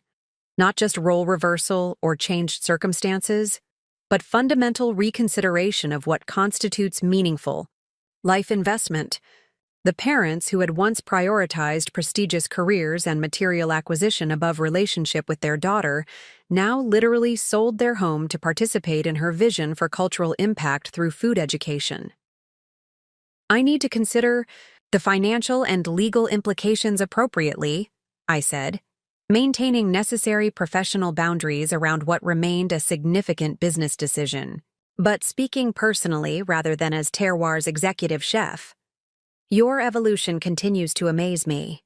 The journey from changing locks to exclude me from your home to selling that home to further commit to our shared vision represents transformation I couldn't have imagined a year ago." The observation acknowledged both our painful history and our remarkable present, recognizing the significance of their changed priorities without dismissing the real harm our estrangement had caused. Neither simple forgiveness nor continued resentment, but rather appreciation of genuine growth alongside honest acknowledgement of our complex shared journey. 2 days before my birthday celebration, I finalized acceptance of Victoria's investment proposal with appropriate legal documentation and ownership adjustment. Beyond the professional development this capital would support, her commitment held profound personal significance. Tangible evidence of values transformation, rather than mere circumstantial adaptation. My birthday gathering reflected the integrated life I had gradually developed, close friends sharing space with key staff members, professional colleagues becoming chosen family, and biological family finding new relational context through shared purpose rather than obligatory connection. In this atmosphere of authentic celebration, I announced our education center's official name, Heritage. This expansion represents Terroir's evolution from restaurant to cultural preservation enterprise, I explained to assembled guests. Heritage will create space where food traditions are not only honored, but actively transmitted to new generations through hands-on experience and thoughtful education. The name acknowledged both our culinary mission and our personal journey. Recognition that meaningful legacy requires not just preservation of tradition, but thoughtful evolution that allows core values to find relevant expression in changing contexts. My parents' expressions reflected understanding of this dual significance, appreciation of both the business concept and its metaphorical resonance with our family's reconciliation process. As construction on Heritage neared completion, our Sunday suppers relocated from the unfinished space to my apartment, a significant threshold crossing in our evolving relationship. My home had remained private sanctuary throughout our professional reconciliation, maintaining necessary boundary between work collaboration and personal reconnection. Opening this space represented another layer of trust, cautiously extended and carefully honored. During one such gathering, as we shared a meal that blended traditional Chinese dishes from my grandmother's recipes with contemporary techniques reflecting my culinary training, Dad raised his glass in a quiet toast. "To unexpected journeys," he offered, "and to the remarkable daughter who created not just a successful restaurant, but the opportunity for genuine redemption neither of us deserved, but both of us needed." The simple acknowledgement contained the essence of our extraordinary shared journey. From rejection through estrangement to cautious professional collaboration, and gradually toward authentic reconciliation built on mutual respect rather than obligatory connection. The parents who had once measured success through conventional status markers now found greater fulfillment contributing to an enterprise that preserved cultural heritage through food traditions. 1 week before Heritage's scheduled opening, as we conducted final systems checks and training sessions, a surprise visitor arrived during our staff preparation meeting. My former Harvard academic advisor, Dr. Eleanor Wright. I hadn't seen her since graduation 7 years earlier, though we had exchanged occasional emails tracking my unconventional career progression. "I hope I'm not interrupting," she said, observing our gathered team with characteristic perceptiveness. "I'm in New York for a conference and wanted to see this remarkable establishment I've been reading about." After introducing her to the staff and providing brief background context about her role during my university years, I offered a private tour of both the original restaurant and our nearly completed education center. As we moved through the spaces, I explained our culinary philosophy and educational mission. "Extraordinary," she commented, absorbing both physical environment and conceptual framework with the scholarly thoroughness that had characterized her mentorship. But not surprising. Even as a pre-med student, your most animated discussions involved food systems and cultural preservation through culinary traditions. Your essays consistently returned to themes of food as community connector and cultural storyteller. Her observation highlighted continuity in my passion, despite apparent career divergence, recognition that my current work represented authentic expression of values, evident even during my reluctant medical studies.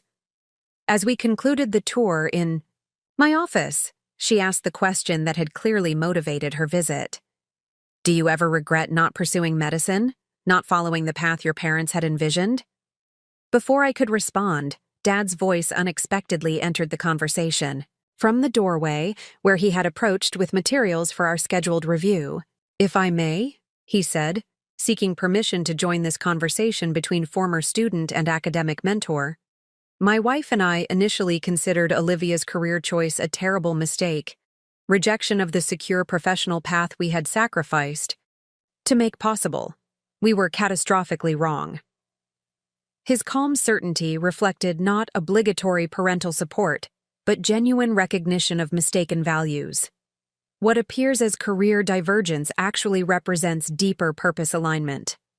Olivia has created an enterprise that nourishes bodies, preserves cultural heritage, builds community, and educates future generations. Her work embodies healing, prevention, education, and care, medicine's highest purposes expressed through different methodology. Dr. Wright studied him with scholarly assessment before turning back to me. "Your father articulates precisely what I observed in your undergraduate work. Consistent values finding expression through evolving methodologies. The best educational outcomes involve not blind adherence to predetermined professional paths, but rather discovery of authentic contribution aligned with core principles." As she departed, promising to return for Heritage's public opening the following week, I considered the significance of this unexpected academic validation alongside my father's insightful articulation of purpose continuity, despite apparent career divergence. Together, they highlighted an essential truth about my journey. What had appeared as rejection of parental expectations actually represented deeper alignment with values they had instilled, though expressed through different methodology than they had envisioned.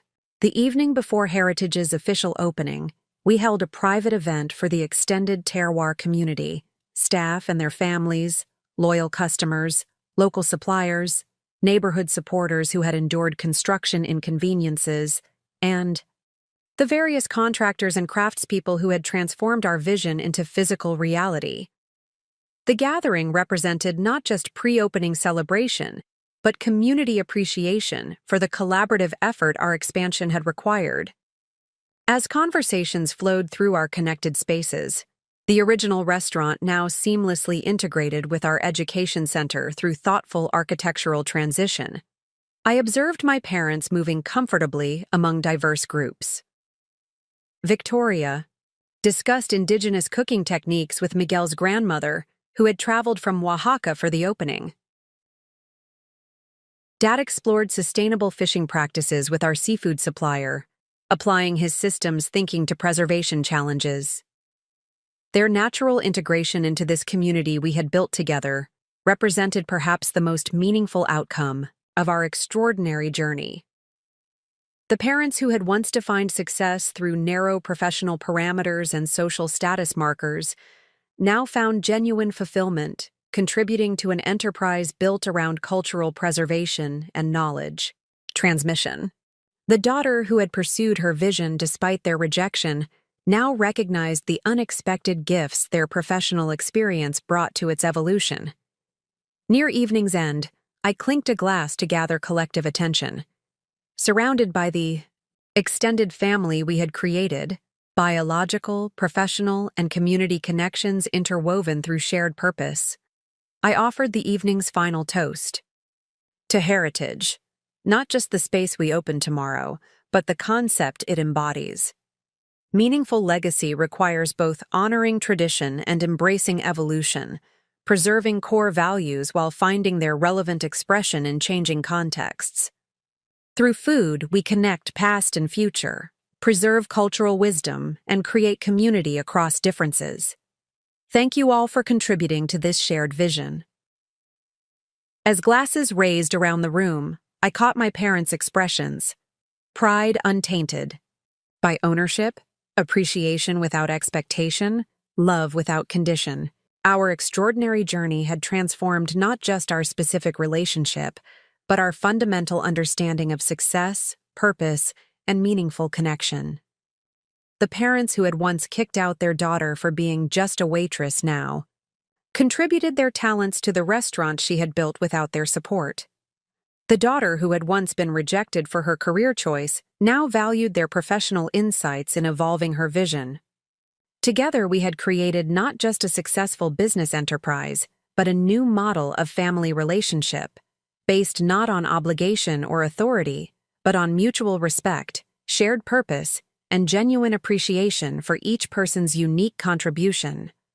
Heritage would open its doors the following morning, welcoming the public to experience our expanded vision for cultural preservation through food education.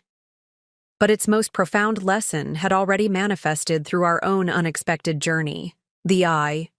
Recognition that true legacy transcends professional titles or material acquisition to find expression through authentic contribution, meaningful connection, and values that evolve while remaining true to essential principles.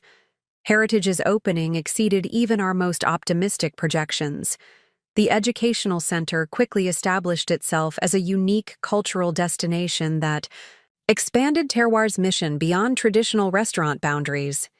Our first month of operations brought diverse audiences: culinary enthusiasts seeking hands-on instruction, corporate teams building collaboration through shared food experiences, tourists wanting deeper connection to local food traditions, and families creating intergenerational bonds through cooking classes designed for multiple age groups.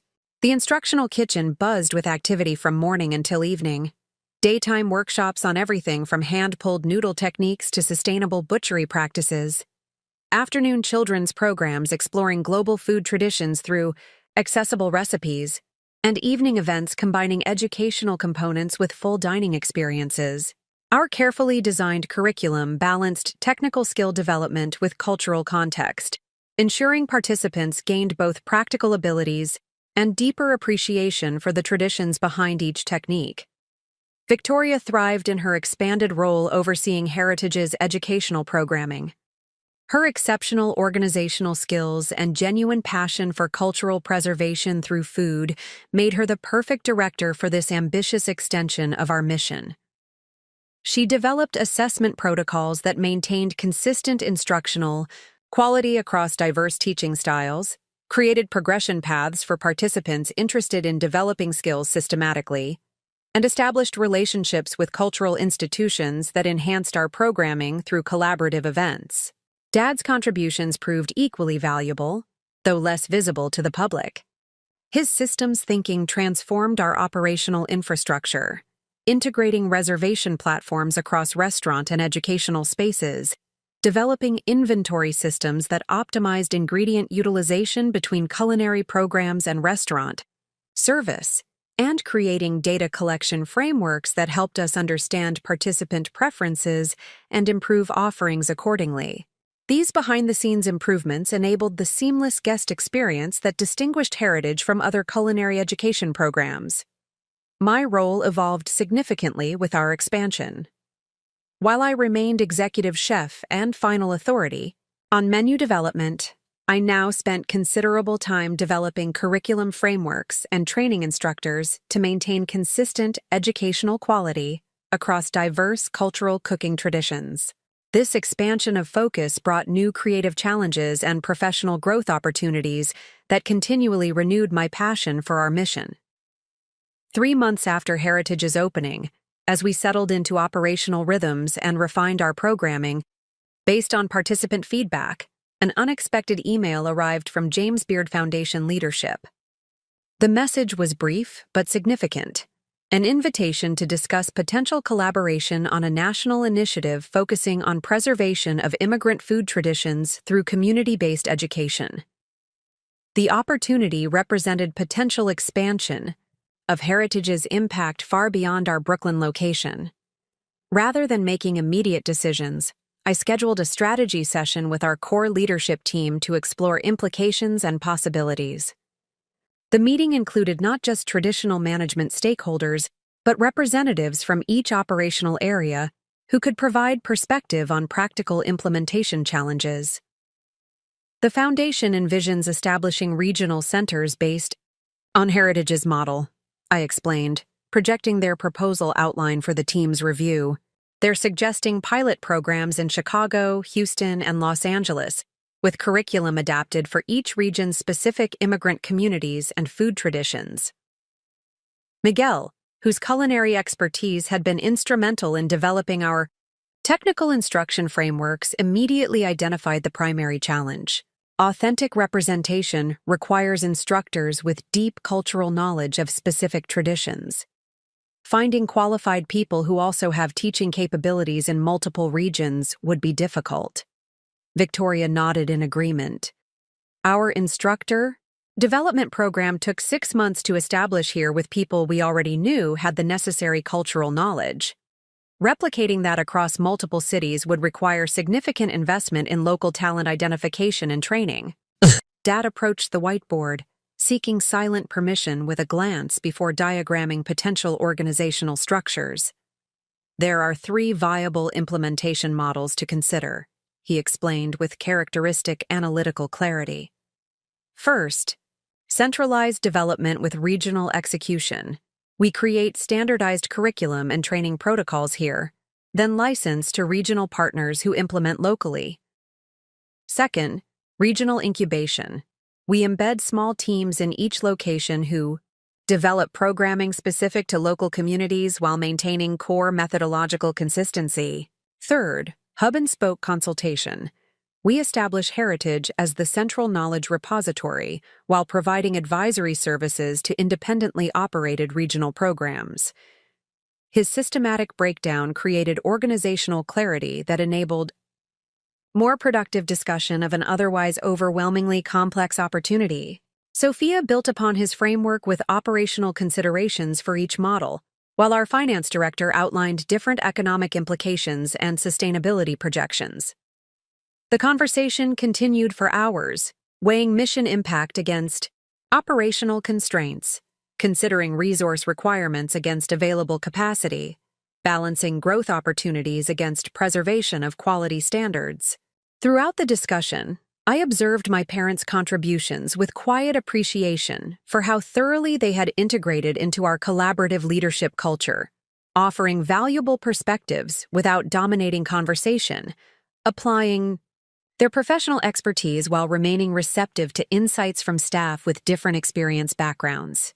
After thorough consideration of various implementation approaches, we reached tentative consensus on a measured expansion strategy, beginning with a single pilot program in Houston, where we had existing relationships with potential local partners. This conservative approach would allow us to develop and refine replication methodologies without overextending our resources or compromising quality at our Brooklyn flagship. I'll draft a formal response to the Foundation outlining our proposed approach, I concluded as our meeting ended. Once we have agreement on general structure, we'll develop detailed implementation timelines and resource requirements. As the team dispersed, Victoria lingered behind, clearly wanting private conversation. Once we were alone, she abandoned professional demeanor for more personal expression. Olivia, regardless of how the Foundation collaboration develops, what you've built here is extraordinary, she said with evident pride. Watching diverse people connect through food traditions, seeing the intergenerational knowledge transmission that occurs in our classes. It's profoundly meaningful in ways I never understood during my real estate career. Her observation contained no subtext of parental approval or conditional acceptance, just genuine appreciation from someone who had developed deep understanding of our mission's significance through direct participation. This authentic recognition meant more than any external validation from prestigious culinary institutions or media attention. Your contributions have been instrumental to Heritage's success, I acknowledged, comfortable now with direct appreciation. That would have felt uncomfortable early in our professional reconciliation. Your programming vision and organizational systems created the foundation for potential national expansion. She smiled at the professional acknowledgement, but clearly had something more personal to communicate. This morning, I received a call from Helen Yang, she said, referencing one of their longtime social peers from our former Glenbrook community. She saw the food and wine feature about Heritage and called to reconnect after our changed circumstances. I nodded, understanding the complex social dynamics implicit in this contact. Helen had been among the country club friends my parents had feared disappointing when they rejected my restaurant career. Her reaching out now, after my parents' financial downturn and career reinvention, suggested interesting evolution in these social relationships. She was surprisingly genuine, Victoria continued. No condescension about our changed financial situation, just honest curiosity about our new work. She's visiting New York next month and asked if she could attend one of our classes. The request represented interesting closure to a particular chapter in our family story. The social approval my parents had once prioritized above relationship with their daughter, manifested in concerns about what would Helen Yang think, now returned in unexpected form through Helen's interest in the very enterprise they had originally rejected. We should arrange a special experience, I suggested, professional generosity overcoming any temptation toward petty vindication. Perhaps a private workshop focused on Chinese family recipes reinterpreted through contemporary techniques. It would showcase both cultural heritage preservation and culinary innovation. The suggestion bridged our professional collaboration and personal history, acknowledgement of shared cultural background that transcended our years of estrangement. Victoria's expression reflected appreciation of both the business courtesy and the personal significance in my proposal. I think she'd find that meaningful, she agreed. And perhaps it might open conversation about potential heritage expansion programs with communities like Glenbrook, where immigrant food traditions often get subsumed by suburban assimilation pressures. Her immediate connection of personal, social interaction to potential mission expansion demonstrated how thoroughly she had internalized Heritage's purpose, consistently identifying opportunities to extend cultural preservation through food education into new communities.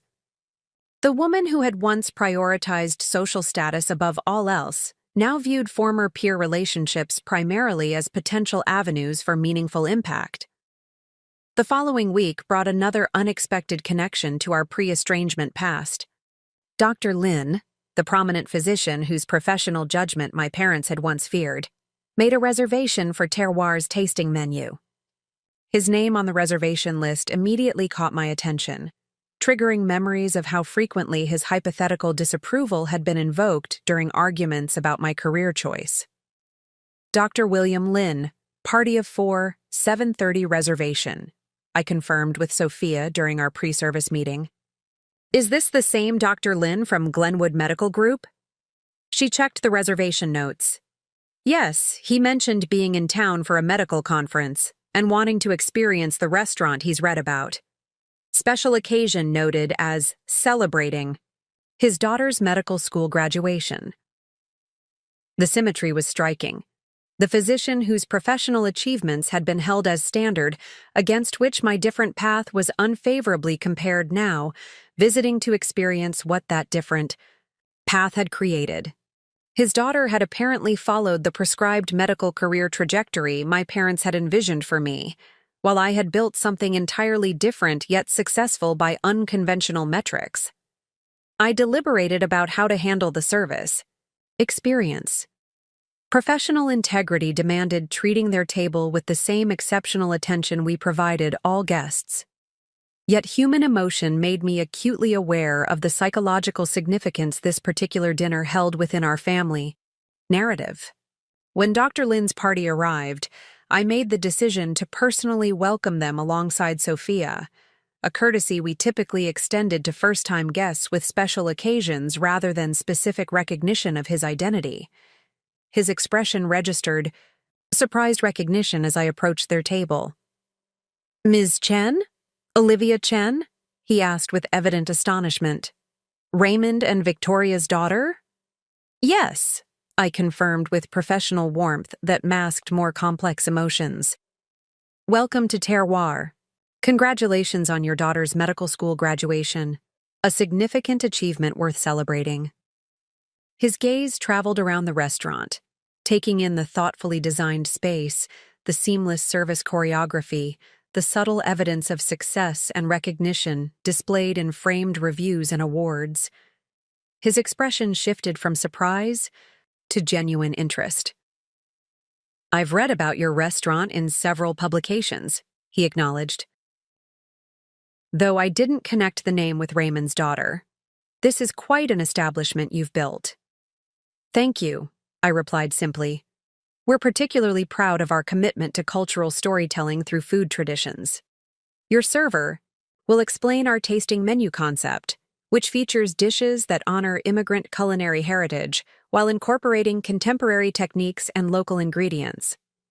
Throughout their dinner, I observed from a professional distance as they experienced our thoughtfully crafted menu and service. Their evident enjoyment, captured in empty plates, animated conversation about flavor profiles, and enthusiastic interaction with our staff's dish explanations provided unexpected satisfaction.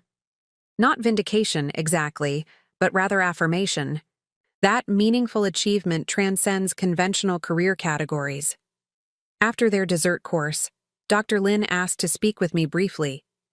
When I approached their table, his expression conveyed thoughtful reconsideration rather than mere social courtesy. This was truly exceptional, he said with genuine appreciation. Not just the food itself, but the educational component. How each dish connects to specific cultural traditions while creating something distinctly contemporary. You've clearly built something significant here. Thank you, I acknowledged sincerely. That cultural preservation through culinary innovation is central to our mission. He hesitated briefly before adding, I understand your parents are now involved in your operation. Victoria mentioned something about educational programming when we spoke recently. The comment revealed ongoing social connection I hadn't been aware of, suggesting my parents maintained certain relationships from their previous life, despite dramatically changed circumstances. Dr. Lin's acknowledgement of their current work indicated both his awareness of their financial reversal and an absence of the social judgment they had once feared from peers like him. Yes, they're integral to our expanded educational center heritage, I confirmed. My mother directs our programming development while my father manages our operational systems. Their contributions have been invaluable to our growth. His expression reflected genuine interest, rather than the condescension my parents had anticipated when imagining such conversations years earlier. Remarkable how life creates unexpected journeys, he observed. My daughter has just completed medical school as I hoped, yet my son recently left his law practice to establish a nonprofit focusing on food justice issues. These divergent paths seem increasingly common in this generation. The comment contained multifaceted significance: acknowledgement that prescribed professional trajectories weren't universally embraced even among families like his, recognition that meaningful contribution takes diverse forms across generations, and implicit validation that paths like mine represented legitimate alternatives rather than disappointing deviations. As their party prepared to depart, Dr. Lin handed me his business card with a note written on the back. Please share this. Contact information with your parents? It's been too long since we've connected properly, and I'd be genuinely interested in learning more about their current work. The simple gesture represented unexpected closure to a particular narrative thread in our family story. The professional, peer whose hypothetical judgment had factored so prominently in my parents' rejection of my career choice, now expressed authentic interest in the enterprise we had built together, despite our dramatically different path. When I shared the interaction with my parents the following day, their reaction revealed how thoroughly their values had transformed. Rather than expressing relief at social acceptance from their former peer, they focused on the potential mission-aligned opportunity his interest presented. Up next, you've got 2 more standout stories right on your screen. If this one hit the mark, you won't want to pass these up.